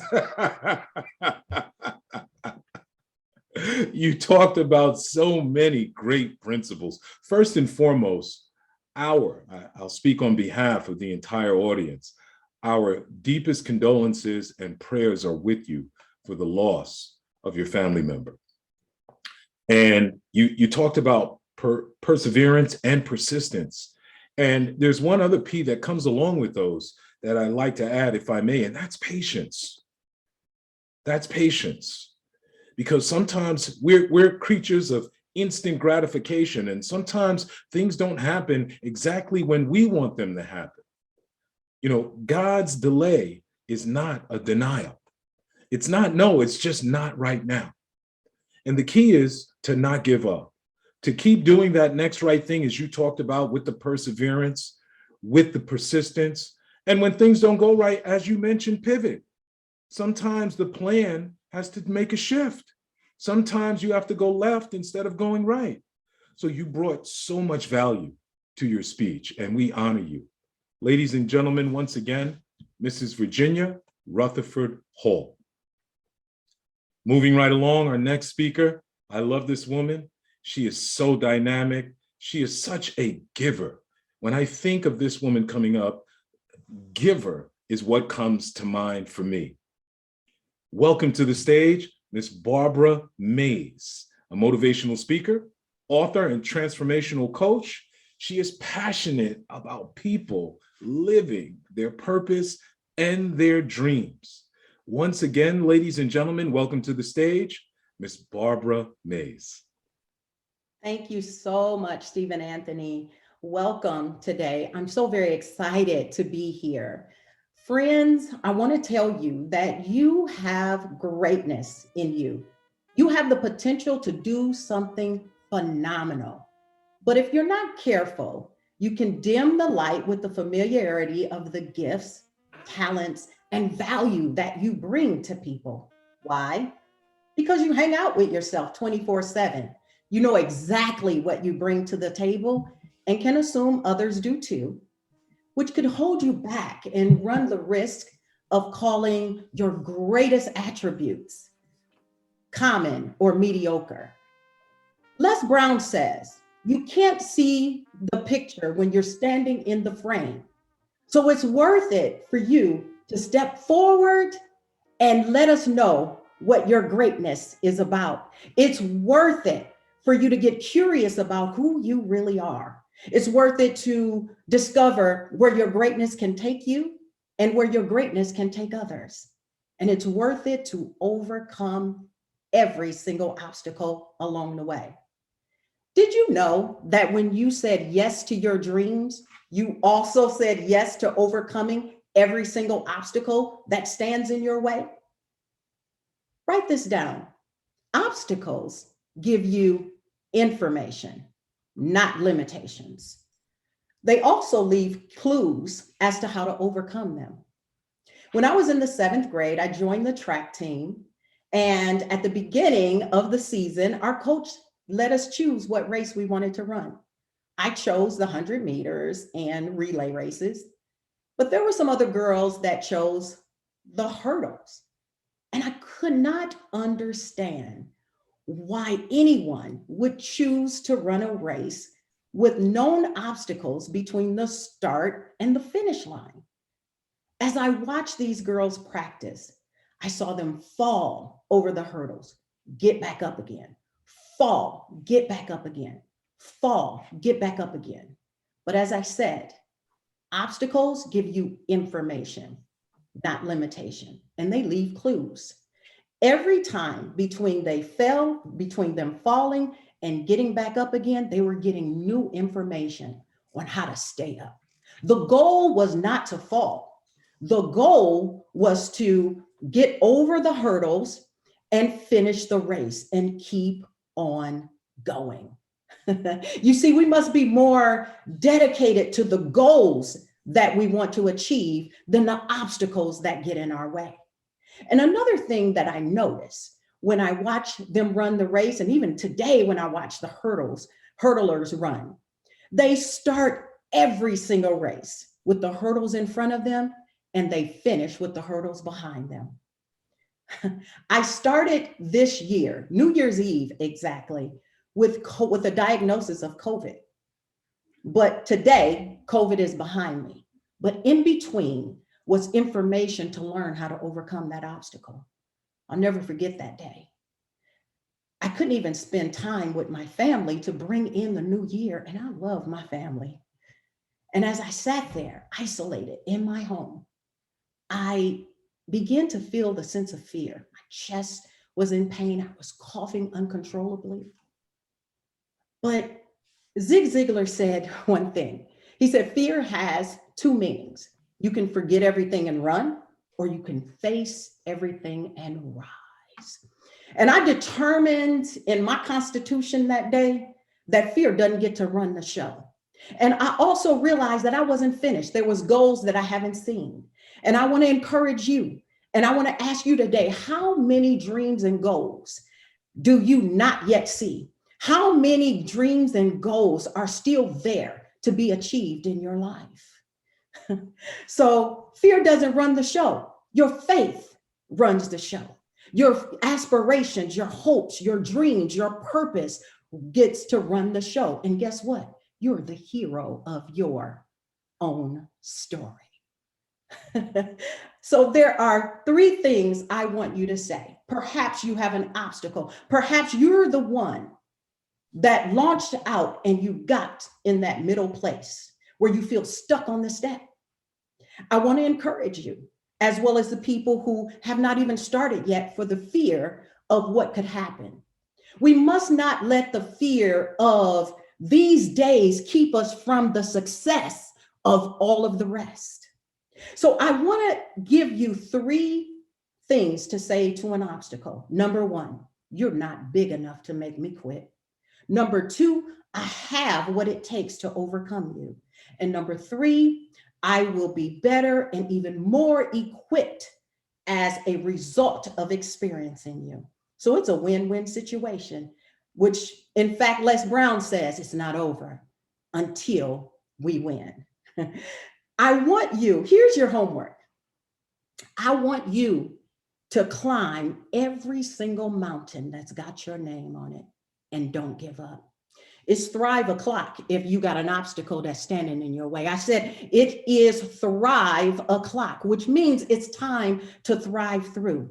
Climb the mountain. I don't care what stands in your way. You have to remember the why of your dream, and that will help you to climb. Life has a way of coming at us and putting us in a headlock. But guess what? Our dream and who we care about, the people who we are adding value to, is a lot bigger than the weight of the obstacle that we face. Somebody benefits when you say yes to your dream. Somebody benefits. You're the answer to somebody else's question. You are the solution to somebody else's problem. And I will repeat what I said in the beginning. It is time for you to step forward and let us know what your goodness and your greatness has been up to.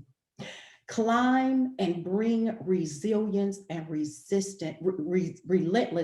relentlessness with you. Resilience gives you the ability to get up from a fall. It could be your worst fall, but it gives you the strength to get up and keep going. Relentlessness says, I'm not going to give up. My dream is unstoppable, and as am I. And I'm going to keep going. There are some people who say, do it afraid. But what I've learned is when you do it afraid and your knees are shaken, there is a silent partner that stands up inside of you called courage. So I want to encourage you to do it brave and keep thriving and climbing.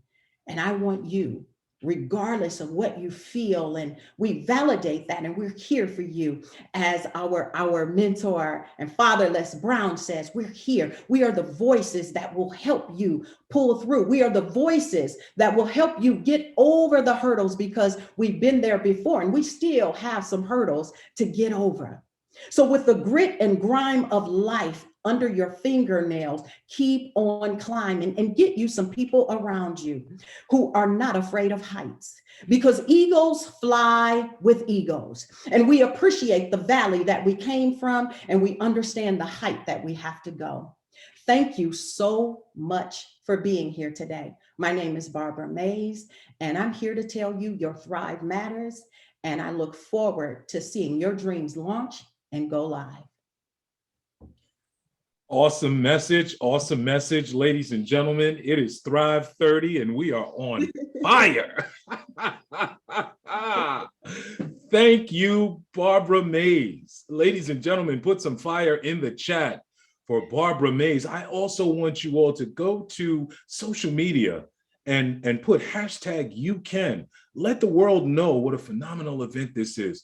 Barbara, we cannot thank you enough. Please, I need you to repeat those 3 principles to the listening audience for those who may not have written it down. Absolutely. 3 things to say about an obstacle. You're not big enough to make me quit. Yes. I have what it takes to overcome you. Yes. And I will be better and more equipped as a result of experiencing you. That's right. That is right. Speak to those obstacles. Don't talk to God about how big your obstacles are, right, Barbara? Yes, you better talk to those obstacles about how big your God is. Yes. That's right. I often say to myself when I get into those crunches of life, God, who do you want to be in me now that you could have never been before this time? Yes, yes, yes. And you talked about the fears of tomorrow. I often ask people, I ask them a question. Someone tell me what happened to them tomorrow. You can't do it.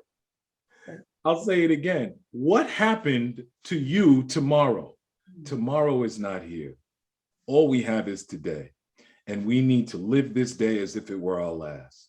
So Barbara, thank you. Thank you for giving us so many key elements, so many principles to live by, because we all come up against those obstacles.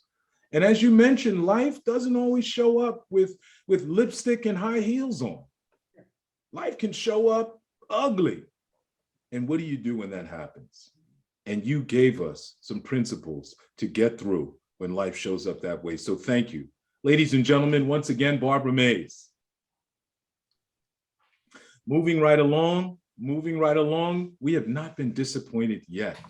Consistency, one speaker after the other, has just been pouring into us. Ladies and gentlemen, I am so filled right now with enthusiasm, with inspiration, with motivation. And remember, all this good stuff that you're taking right now, turn your motivation into perspiration. Faith without works is dead. Prayer without action is wishing. Don't just leave this summit and say that you had a great time and there were great speakers. Take these principles and put some action behind them, and they will change your lives, guaranteed. Coming to the stage next is a great friend of mine, just an overall phenomenal human being. Ladies and gentlemen, Mr. Maynard Neal, a speaker, a mentor. He's a broker, investor, trainer, coach, motivational speaker, and international best-selling author. And ladies and gentlemen, one more thing that's not written down here, but that I know personally, he has one of the biggest hearts on the planet. You will definitely enjoy what he has to pour into you. Once again, ladies and gentlemen, welcome to the stage, Mr. Maynard Neal. Stephen, that touched me. Thank you so much for that introduction. And you know, I want to start today, and I'm not sure if you've heard this, is sometimes we go through our life and we don't tell somebody what we need to share with them while they're here. As we say, give people their flowers now. You know, and I'm not sure if you've heard this, but I want to just start off with telling you that you are enough.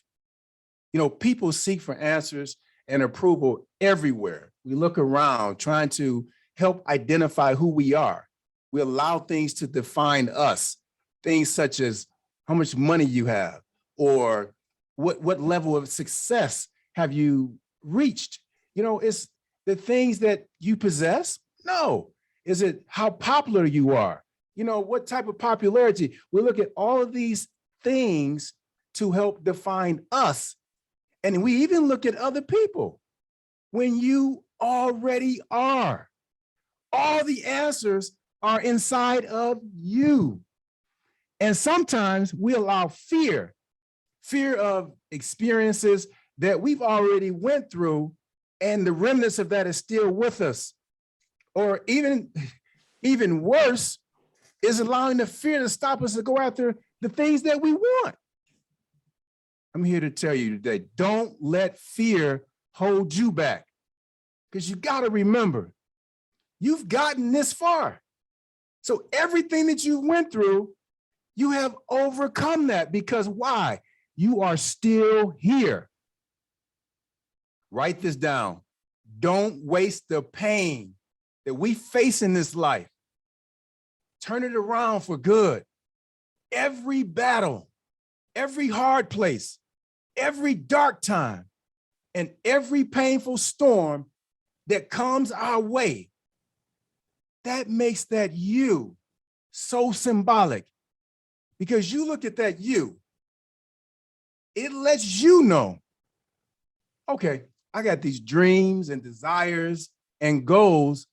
And sometimes when you get started on your dreams or you're going after your goals, you start right here. And if you're like me, I look at all the possibilities, all the greatness that can come out of this goal without thinking about that some things can come along and try to hold you back or distract you or discourage you. And that you, if you keep that top of mind, it lets you know that you just might possibly have to go through some things sometimes before you reach your goal.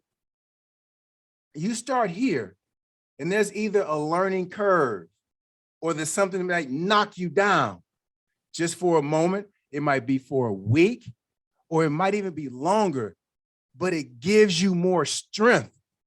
So when you think of that you understand that there's sometimes things might come, but when you picture that symbolic you, and I'm going to talk about a little bit more, you understand that you can get past that. And when that curve comes, once again, it's a learning experience. It's an understanding. And if you were to fall, or if you were to slip, keep in mind, it's a learning curve. Look at the way the you goes. In other words, keep going. Because as you go through those challenges and those pains in life, you will get beyond that as long as you keep your mindset right. You'll get beyond those temporary setbacks, and then you'll reach your goal. There's always a saying as far as you can look into the horizon. But when you set your goals and when you get started, go as far as you can see. And when you get there, you can see so much further. So when you go and you set your goals and you accomplish that goal, that you, the you that you were going after, now you know what to expect. You can see further. So what do? I reached that goal. Well, jump to your next goal, to your next accomplishment, because now you understand that there might be some things that'll pop up and you know that you can get through them. So tough times come, but they don't come to last. Now you can see that it's possible. Jump and get back over to the top of that you, which means that you keep setting goals because now you understand the process. If things that it sets up your strength, that you have the strength and courage and the faith that we will make it through. Never, no matter what comes your way, no matter who is rooting for you or not, you have your life. It's you. You're very unique. Never give up on you. Like Robert Schuller says, tough times never last, but tough people do. So build a dream, and the dream will build you. Sometimes it seems like things might be unsurmountable. It feels like you're up to here with issues in life. You know, it reminds me of a time when we're little kids, and each of us have experienced this. Either you're walking in the pool or we're in the ocean, and when we get out there and the water, it starts off, we're at our knees, and we just keep walking forward. And after we get so far, you know, you feel that water is coming up and it comes above your shoulders, and you can feel it. You feel it for the first time, and you realize, I'm almost totally immersed underwater. And you get that panicky feel. And it's just like when things in life all around you, you feel like you're drowning, or things are just becoming to be too much.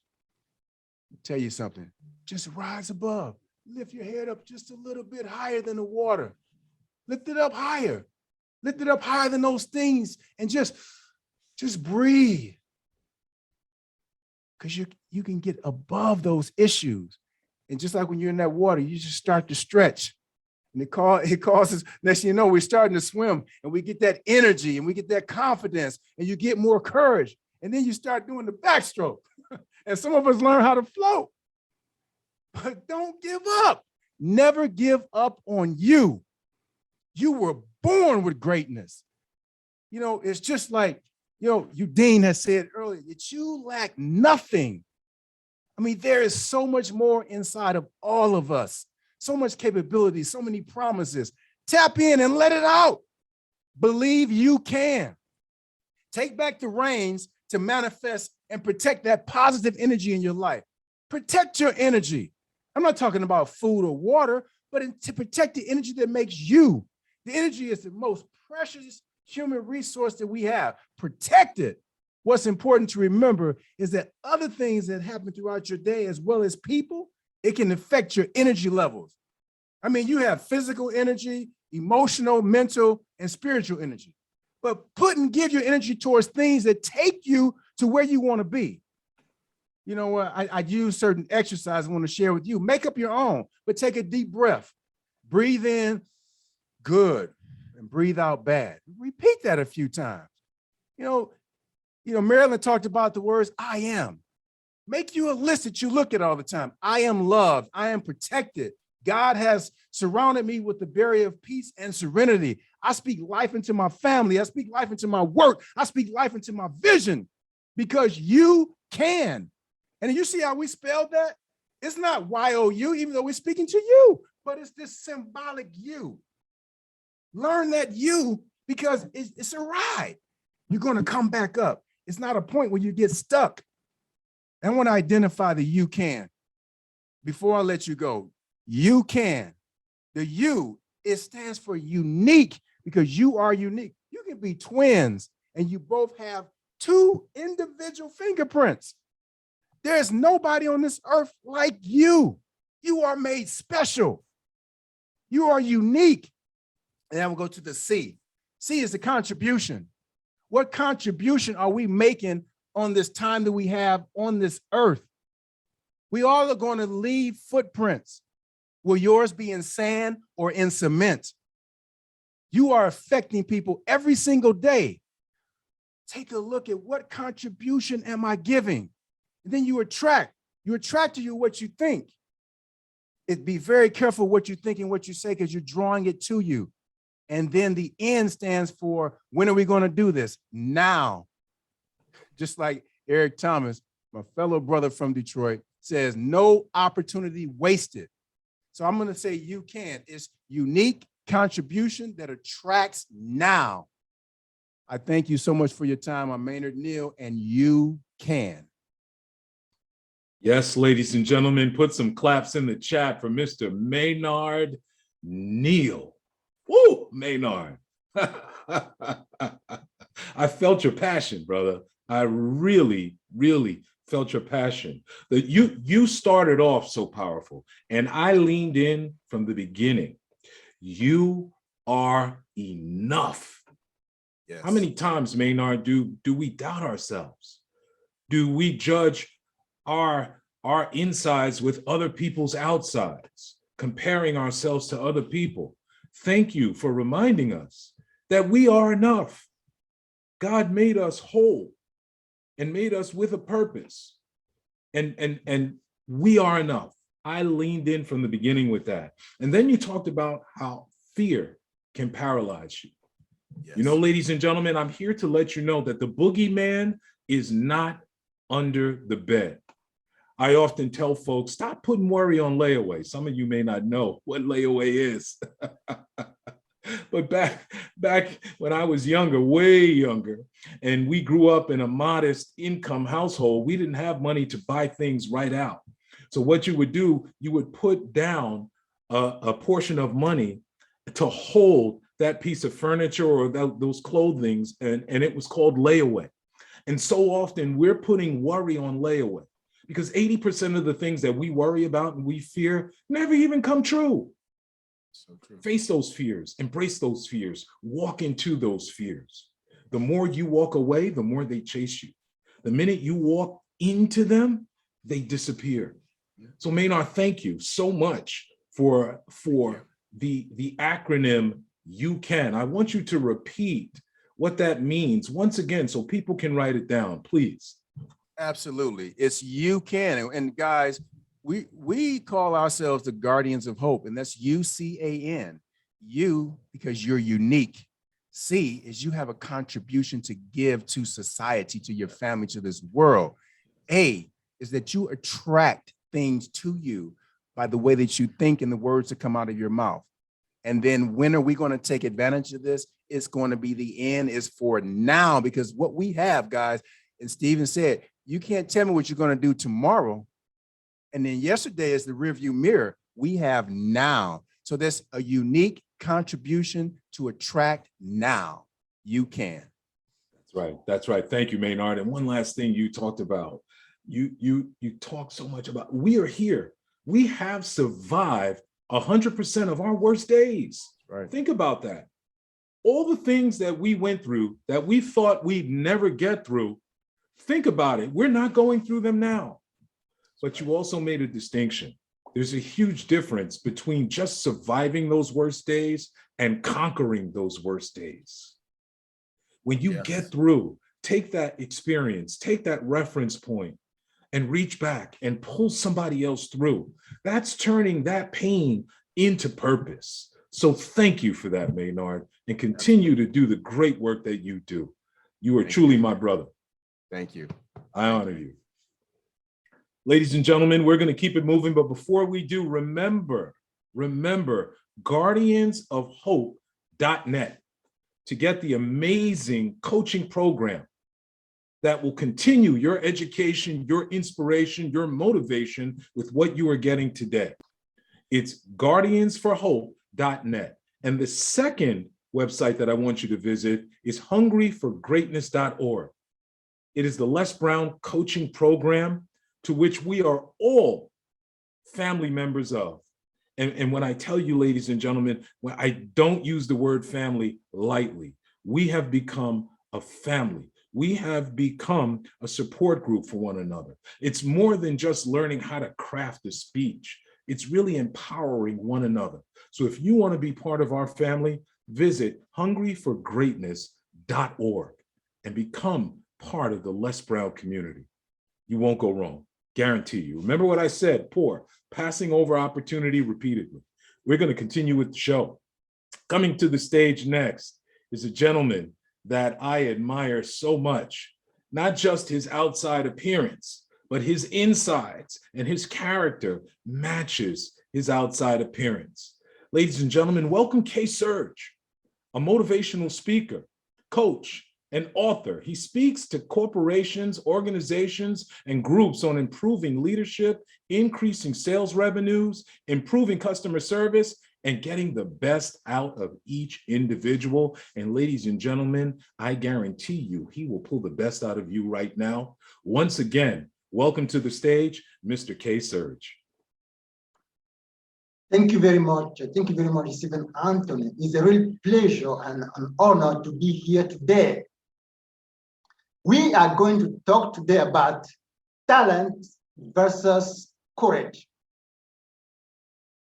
Here's my question for you. Would you rather be talented or be courageous? So put one in the comment section if you rather be talented and put 2 if you rather be courageous.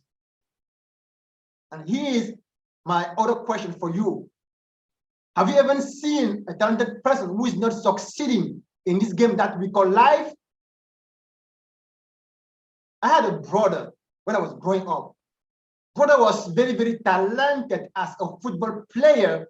We all knew that this guy will end up being one of the best in the world in his field. But brother became lazy because he knew that he was talented. And after a certain time, he became discouraged and he quit. He didn't make it. Ladies and gentlemen, talent is useful. Talent can make room for you, but talent is not always enough to make things happen. Why? Because the world is full of talented people who are leading a life of mediocrity, who are leading a life of poverty. If talent was enough to make things happen, every talented person will be succeeding in this game that we call life. But we all know that this is not the case. So no matter how talented you are, it is necessary that you develop courage to make sure to make things happen. Courage will help you find your why. And your why will be your bridge over troubled water. And Nietzsche said that if you know the why for living, you can endure almost anyhow. So ladies and gentlemen, courage is something that everybody can develop. And Robert Schuller said even better. Robert Schuller said that courage is going from failure to failure without losing enthusiasm. Ladies and gentlemen, I've been there and I put a t-shirt. I was a failure. I was a real failure in English class.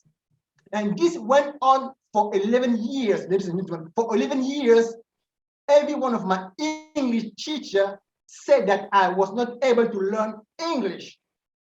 And I believe what they were saying about that. I believe, and one day we were about to go on holiday, and I've just received my report card, and my report card indicated that once again, I failed in English. And this was the last straw that broke the camel's back. And I came to a point of my life where I said to myself, I have had it. So ladies and gentlemen, sometime you will come to this point of your life where you will say to yourself, I have had it. This is where things change in your life. This is where you develop that courage to walk away from uncomfortable situations. So from that day, I made that decision to change this situation because I was tired of getting these poor grades in English class. I had enough of that. And then I decided to change that. And I started working harder on me. And I started listening to English program on radio and on television. Even though I could not understand what they were saying, I keep on listening every day, every day. The book of life said that faith comes by hearing and hearing again. So I keep on listening. I was not getting a clue, but I was listening every day, every day. And I bought a French and English dictionary, and I will write down every single word in English and their meaning in French. And I will read those words to me every day for at least 30 minutes, ladies and gentlemen. 2 years after that, from being a failure in English, I became one of the best English students. What happened? I made that decision to grow my courage, to develop my courage. And this is what made my level go to the roof. So ladies and gentlemen, courage will help you be relentless. Courage will help you develop combat power. Courage will help you be a no matter what person. And courage will help you be a risk taker. And this guy said, if you are not willing to risk, you can't grow. If you can't grow, you can't become your best. If you can't become your best, you can't be happy. And if you can't be happy, what else is there? What else is there? And it is you. No one else but you can come and change your life. So don't wait for someone else to come and save you. Be your own savior. You are the captain of your ship, and you lead your ship where you want it to go. And you have total control of your life. So don't start blaming people out there. If there's one person to blame, that person is you. And ladies and gentlemen, I would love to tell you that it's going to be easy, but it's not. It's hard changing your life. You'll face hard time. You'll face roadblock. You'll face obstacles. You'll face rejection. You will face no, and you will want to give up. You will want to throw in the towel on your goals and on your dreams. That's exactly what most people do. They stop, they turn around, they throw in the towel on their goals and on their dreams as soon as they face an obstacle. But if you just hang in there, if you stay the course, if you don't get out of the arena of life, you will succeed. Robert Schuller said it right. He said that tough time never lasts, but tough people do. So stay the course. By staying the course, you'll realize that it is worth it. And you owe that to you. You owe that to your family. You owe that to your country and to the world. So ladies and gentlemen, when you realize that talent is useful, that talent can make things easier for you, but that talent is not always enough to make things happen, and that it is necessary that you develop courage, and that it is you, that no one else but you can come and change your life, and that you accept the fact that it is hard, and that you will keep on going on because you know that it is worth it.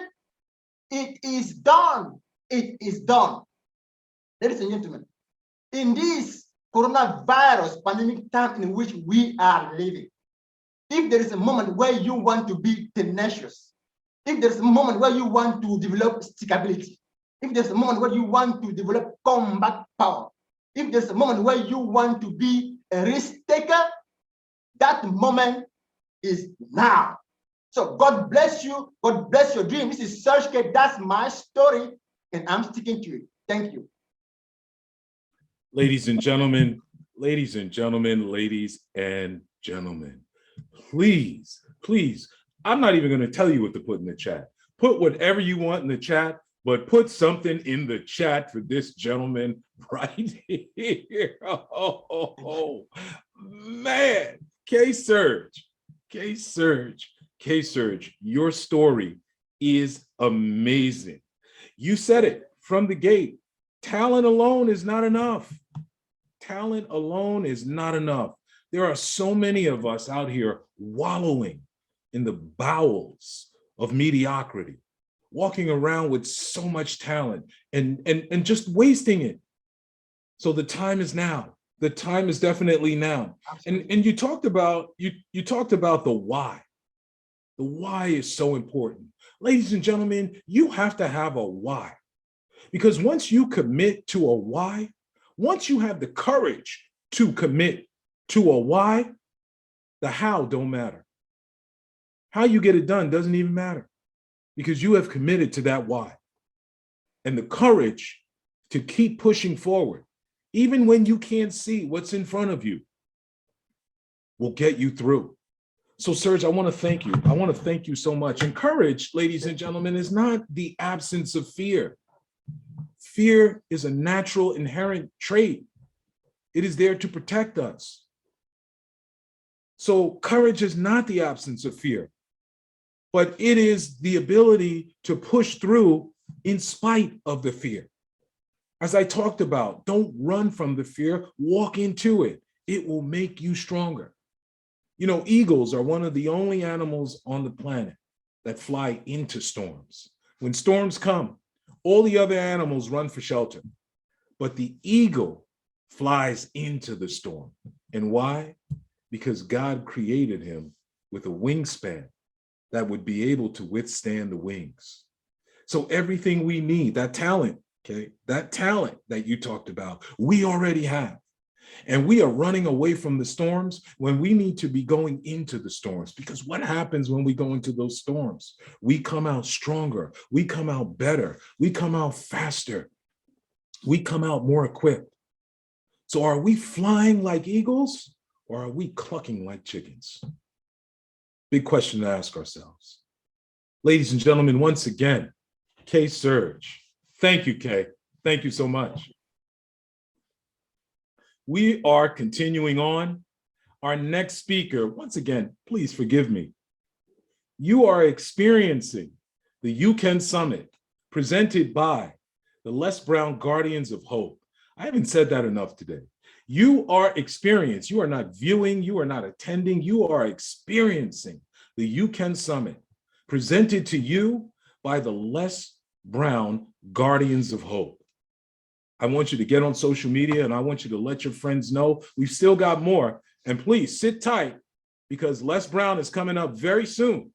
But before Les, we're going to go into our next speaker, Mrs. Marvina Sims, empowerment coach, published author, and speaker. She's got a phenomenal message.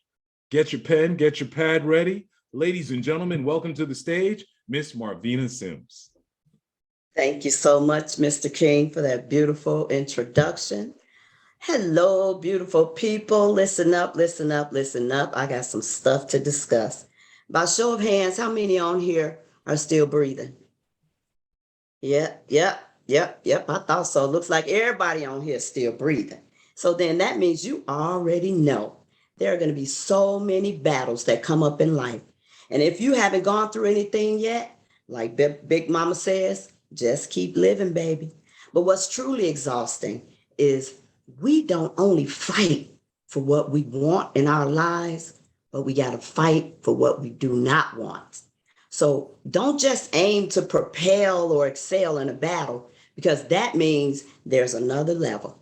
The goal is to win, because that's when you know the battle must end. There's a quote in a gangster movie I like where Robert De Niro's character says, "Don't think about what he's going to do to you. Think about what you're going to do to him." Now, I don't condone violence, but I strongly believe you should protect yourself and your loved ones. Apparently, Will Smith got the assignment. Y'all will get that later. There are several things I had to fight for in my life. Constant healing. I was born with a debilitating bone disease called brittle bones, which only affected my legs as a child. So I constantly broke my bones and had to have surgery to get pins placed into my bones so I wouldn't break as much, supposedly. Every time I broke a bone, and every time I had to have surgery, and every time I endured much pain, and every time I had to wait to heal, I was fighting that healing battle to win. Somebody say, but God. Being raised in poverty, I had to fight to get a wheelchair. But before I got that chair, I used to skateboard, y'all, to get around. I sat on that skateboard and I pushed myself by placing the palms of my hands on the floor. My sister often teased me about that, having dirty hands, but I didn't care. I was doing what I needed to do to fight that battle, to be independently mobile, and I'm still winning that one, y'all. And that brings me to the fact that I even had to fight within my own home as a child, because I was brought up in a dysfunctional family. So the way I fought to maintain my sanity was by reading books. I read the Bible and lots of self-help books, motivational books. And the one quote that stuck with me, I read it in one of Dr. Les Brown's books. And it said, "The best thing you can do for the poor is not be one of them." So I continue fighting to not be poor, poor in spirit, poor in joy, and poor in love. Yeah, y'all didn't know I was going there with that one. And I'm still fighting those battles today to win. But the most interesting fight of my life was an actual physical fight, y'all, when I was in grammar school. Listen, let me tell y'all, I was in 3rd grade. Now, let me set the scene. I attended a school for students with special needs. So everybody in there had some type of disability, except the staff. Oh, well, I'll take that back because I don't know. Sometimes they acted like they had disabilities too. Y'all will get that later. But anyway, this kid kept teasing me saying, "That's why you wear Pampers." Now, I don't mind when somebody is saying something about me that's true, but I can't stand lies. So it upset me because I couldn't figure out, is he lying on me and to my face? Every time he saw me, he's yelling that out. I tried to ignore him.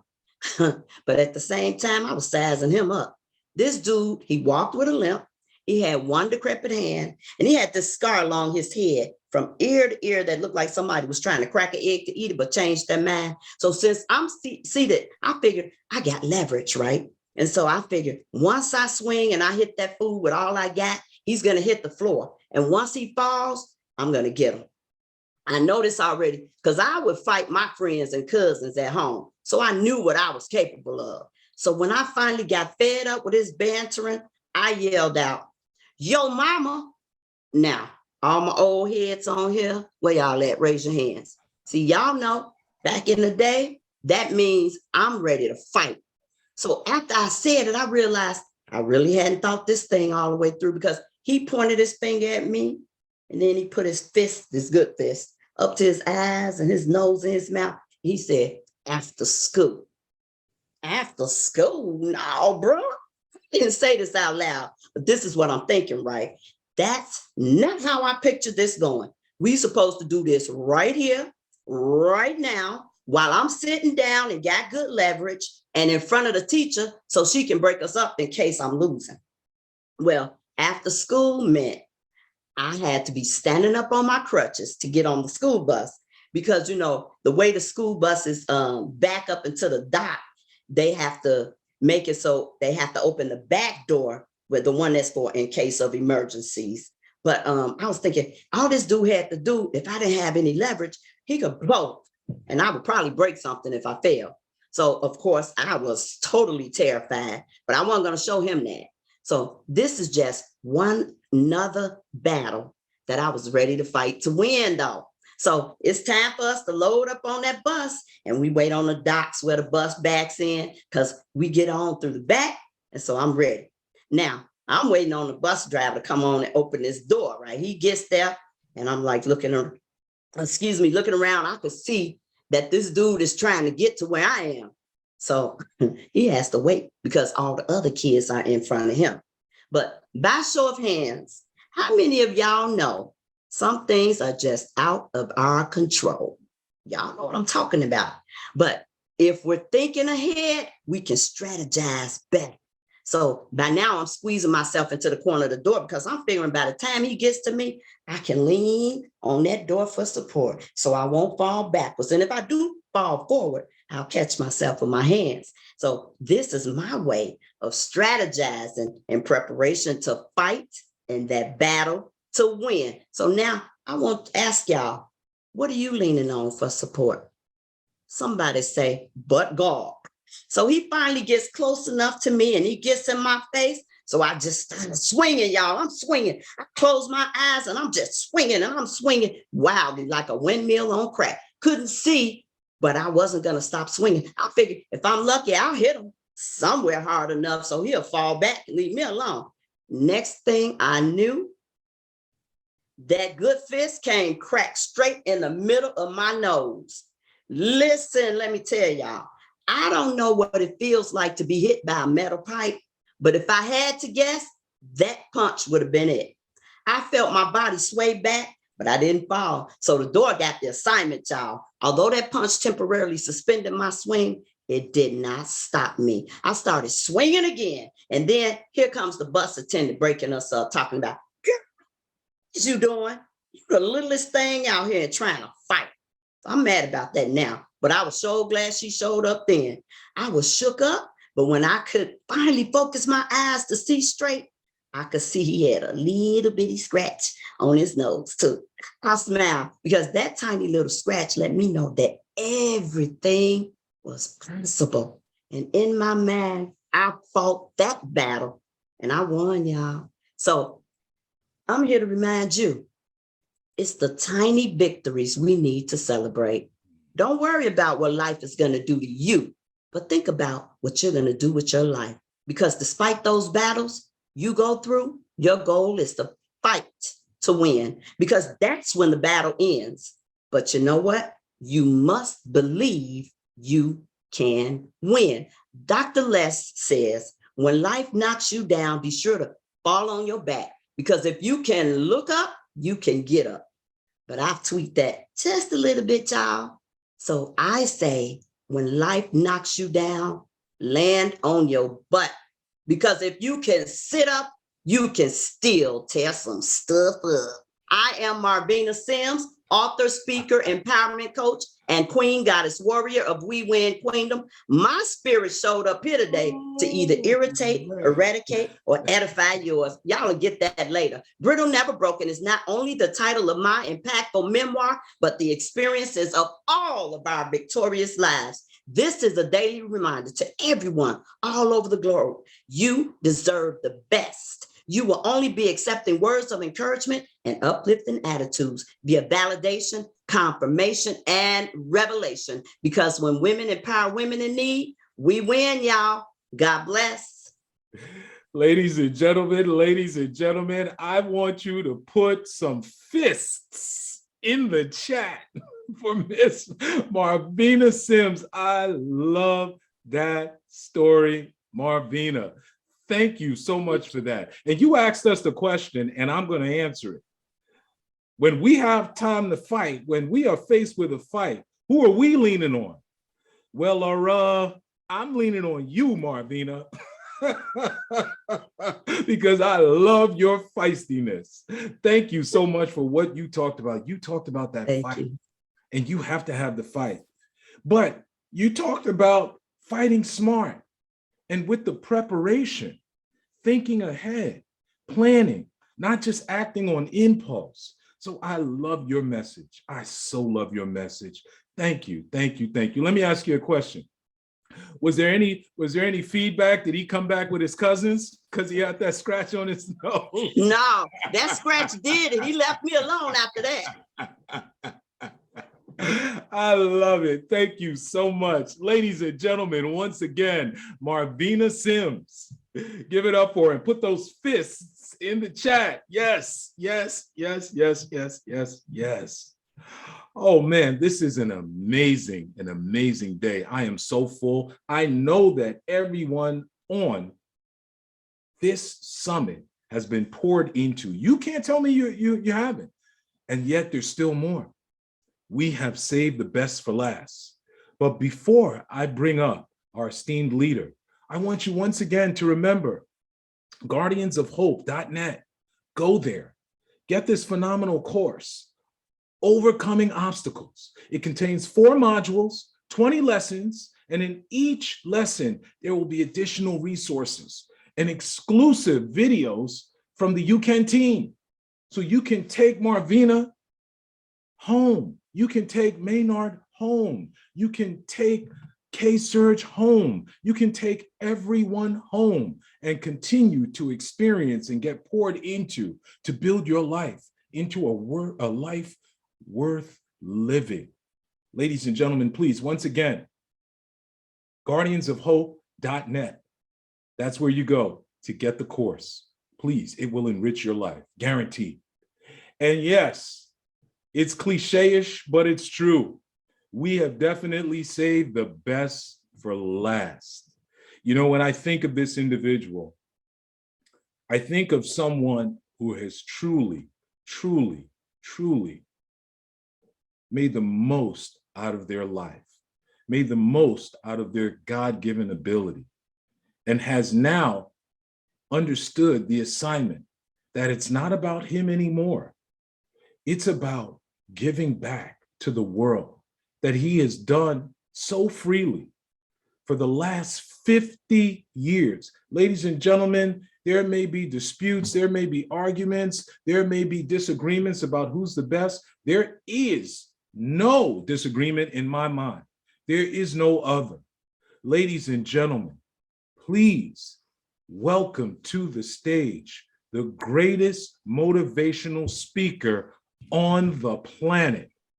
Ladies and gentlemen, put the claps in the chat for Mr. Les Brown. Thank you very much. I'm so excited because I was listening to the various speakers and to see the growth and development. One of the things I say constantly that all of you are doing is that speakers speak. And the more that you speak, the more confident that you become And the more that you're able to command control of yourself. And the other piece that's important, modulating your voice, your energy, your content, it comes in phases in terms of speaking. And so as I was listening to many of the things that were said today, I'm encouraging people that listen to listen again and again and again, because when your life is in a different place, you can hear things differently and you're able to handle it and process it differently.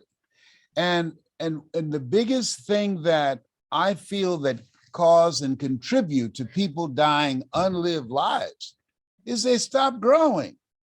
When I think about my classmates, I'm 77, and I can count on one hand my classmates that are still engaged in life, that are still living, that still doing things, that still see themselves as a viable force. I have a friend named Mari Santana. I'm not going to tell you her name, out of Orlando. And Mari, she has completed a book, and the title of it is called "I'm Still Here, Damn It. I'm Still Here." And the reason that she put this together, at 62, she graduated from Walt Disney School of Creativity. She's traveled around the world promoting various types of events for Disney World and Disneyland. And here she is with all of this skill, all of this accomplishment and experience. And she put in for an application for an event that was coming to Orlando where she lives. And they said, "You're too old."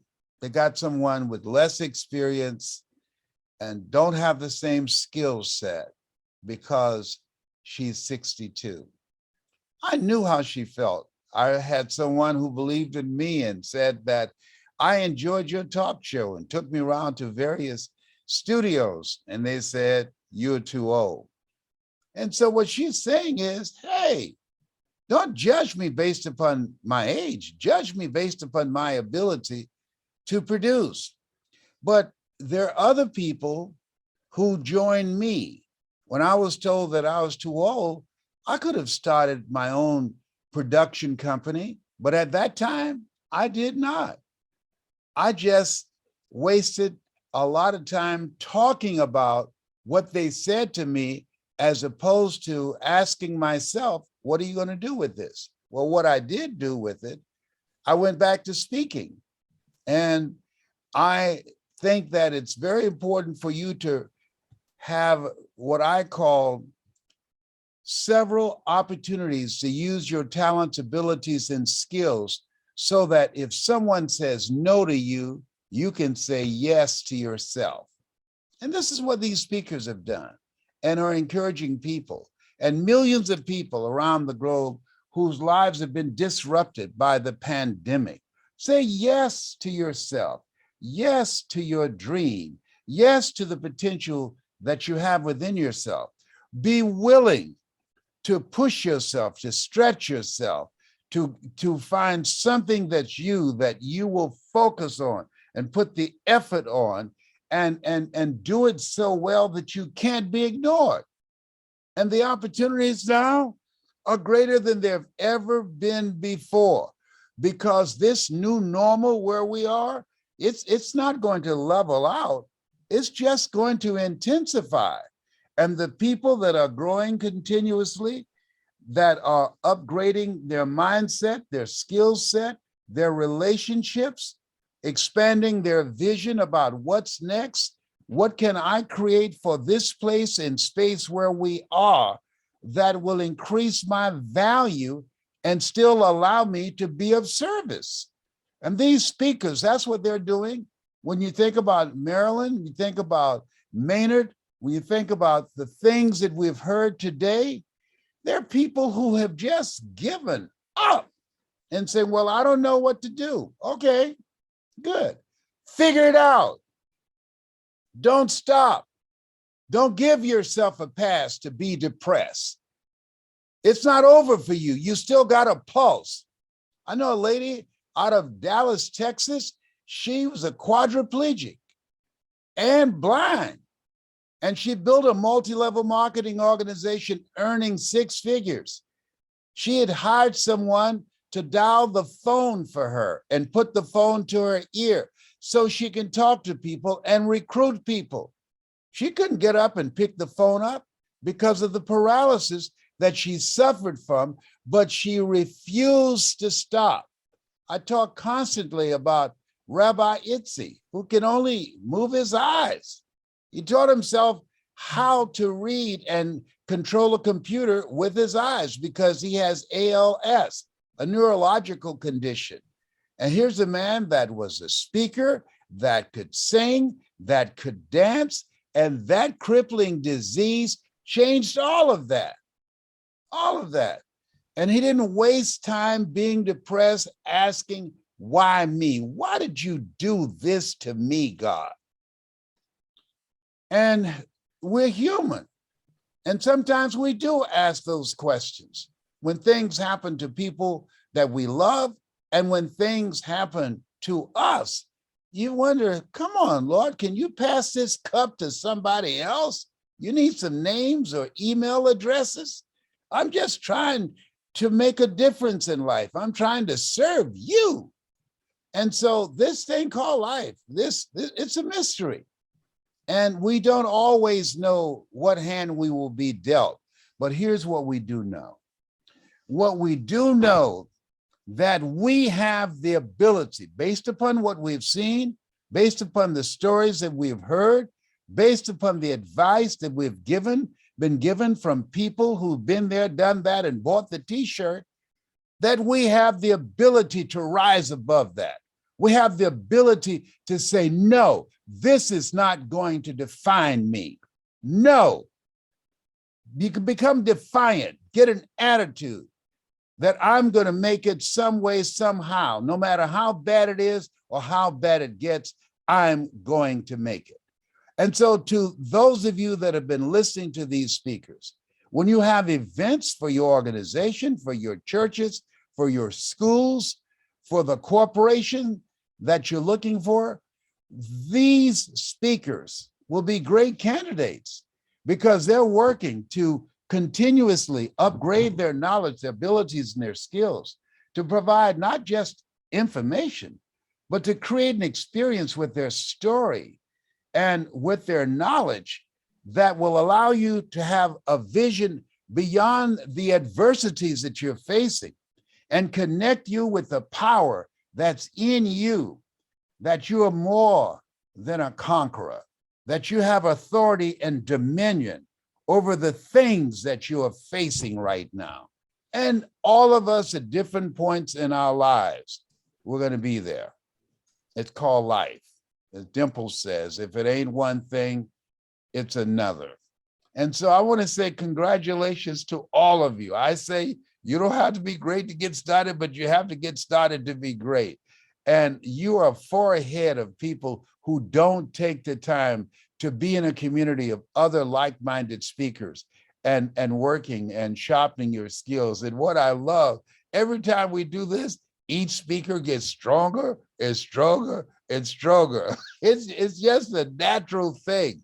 So I'm proud of you. I want to leave this with you. As guardians of hope, this place where we are and working on yourself is the most important work that you can do. Because sometimes when we're giving to help others, we don't have enough to go around to give to ourselves. Because life says, oh, you're a motivator. I got something for you. Bam. You got cancer. Terminal. Motivate that. I'm going to have you calling on Jesus and Yahweh. You're going to increase your tithing by 35%. You're going to be trying to cut a deal. You're going to be sleeping with the Bible, the Kabbalah, the Torah. You will become very spiritual, Mr. Motivator. It's called life. It's called life. And what is so fascinating is something that I heard, and it took me a while for it to sink in, that in life, you will always be faced with a series of God-ordained opportunities, brilliantly disguised as problems and challenges. As I look back on my life at 77, the stuff that I thought at the time it happened to me, but now, because of what I've gone through, because of how I've grown, I realized I wouldn't be who I am now had I not gone through that. I made a decision, just as the speakers that you have just heard, that this is not going to break me. I made a decision, holding my mother's hand and watching her take her last breath. I'd never seen anybody die before. And I thought I would lose my mind. And what kept me strong, I said, Mama, I don't want you to go. I'd rather for you to take me, God. Don't take my mama. And I heard her voice say, Leslie, yes, ma'am. You're going to be all right, boy. You're going to be all right. And she was right. She was right. I don't know what you're dealing with right now, but what the speakers are saying and what they are examples of, that you are going to be all right. That things that have happened to you, things that you've gone through, there are moments, because we're human, we will cry, we will grieve, we will feel powerless and hopeless, and ask God, are you real? We're going to ask for a sign. That's what I wanted, a sign. Show me a sign that you're real. And it didn't come through. You know, what do you do when your prayers aren't answered? That's where hope comes in, the guardians of hope. Hold on to your faith. That's what you do. Own your life. Decide, this will not destroy my faith, my sense of self. Owning the life that you have, handling the hand that you've been dealt, and people, projects, and a passion to be here to serve, having people around you that you can learn from, that you can grow from, that you can be there for each other and learn from each other.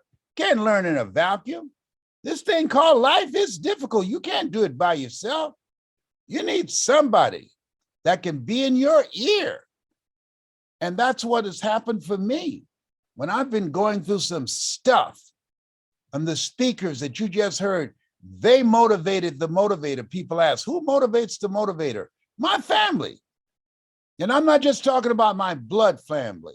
I'm talking about the people that you've heard who've been praying and saying, hey, man, you're going to get through this stuff. When I'm sitting at Emory Hospital and Cancer Centers of America, and they say, hey, man, you got this. That meant so much. People think, oh, he's the motivator. He's always motivated. Not true. No, I'll break down in a minute. Let me tell you something. Let me tell you something up here, and they know it. And I have a daughter, I'm not going to tell you her name is Dr. Ona Brown, but I was going through some stuff and I was crying, and she came in and talking to the motivator. You little bitch. I said, what? You call me a little bitch? Yeah, you're there crying, I hear you. I said, girl, you know what? You going to hell. It says, honor thy mother and thy father. She said, I got you laughing, didn't I? Oh my goodness, this thing called life. And I'm so excited and so proud because I get to see my legacy. It doesn't get any better than that. So, as we know, people live life not as it is, but as they are. And what your words have done, you've touched some hearts and impacted some people, perhaps that you'll never see. But one day, you'll be in an airport somewhere. One day, you'll be at an event, and somebody will hear your voice and say, whoa, what did you just say? Your name, LaRon? Yeah, I remember you. I saw you speak. There are people. Then Nadine, who? Yeah, hey, you changed my life. There are people that you're going to impact, young people and older people, those on top and those who want to get there and say, because of you, I am where I am. They had an emergency landing. I was on a plane, and they only bring it down if you are dead or dying. And when they had this emergency landing, and I had passed out, and as I was gaining consciousness and the plane landed, I was in Utah, and they were picking me up off the floor to put me on this gurney. And there was one guy, Brother Look, said, hey, you that man who motivate people. I got this job because of you. Be careful on how you pick him up. You can't die now, man. There are too many people that you need to help. You've helped me. Be careful in how you pick him up and take him off this plane. Wow, what are the chances? What are the chances? Because my prayer was, God, don't let me die on the floor of this plane. I had internal bleeding. I didn't know. And they had to have an emergency landing. They told them, he won't make it to Detroit. You better land in Utah because he's losing too much blood and consciousness. He'll bleed to death. I believe in angels, and these guardians of hope, angels bringing messages to speak life and light and love and harmony. I'm proud of you. Guardians of hope, you have something special. You've got greatness in you. That's my story, and I'm sticking to it. Well, thank you, thank you, thank you. And ladies and gentlemen, put everything that you have in the chat for the godfather of greatness, the one, the only, Les Brown, ladies and gentlemen. And Les, I speak for everyone on this panel when I say, because of you, we are who we are. So thank you. And our prayers that God keep pouring into you so that you can keep pouring into us. You can't go nowhere, Les. Don't even try it, all right? No, and I'm not trying to go nowhere. I wear about 3 or 4 masks up in here. We love you. We love you. We love you. We love you. We love you. Thank you. Thank you, Les. Thank you so much. And thank you, ladies and gentlemen. Don't go anywhere. We are not done. We are now opening up the chat for questions and answers. So please stick with us. And if you have any questions for these esteemed panelists who have poured so much into us today, please, now's the time. Put your questions in the chat, and the lovely Janicia Lachey will take over and read out the questions for the panelists to answer. Janicia, welcome to the stage.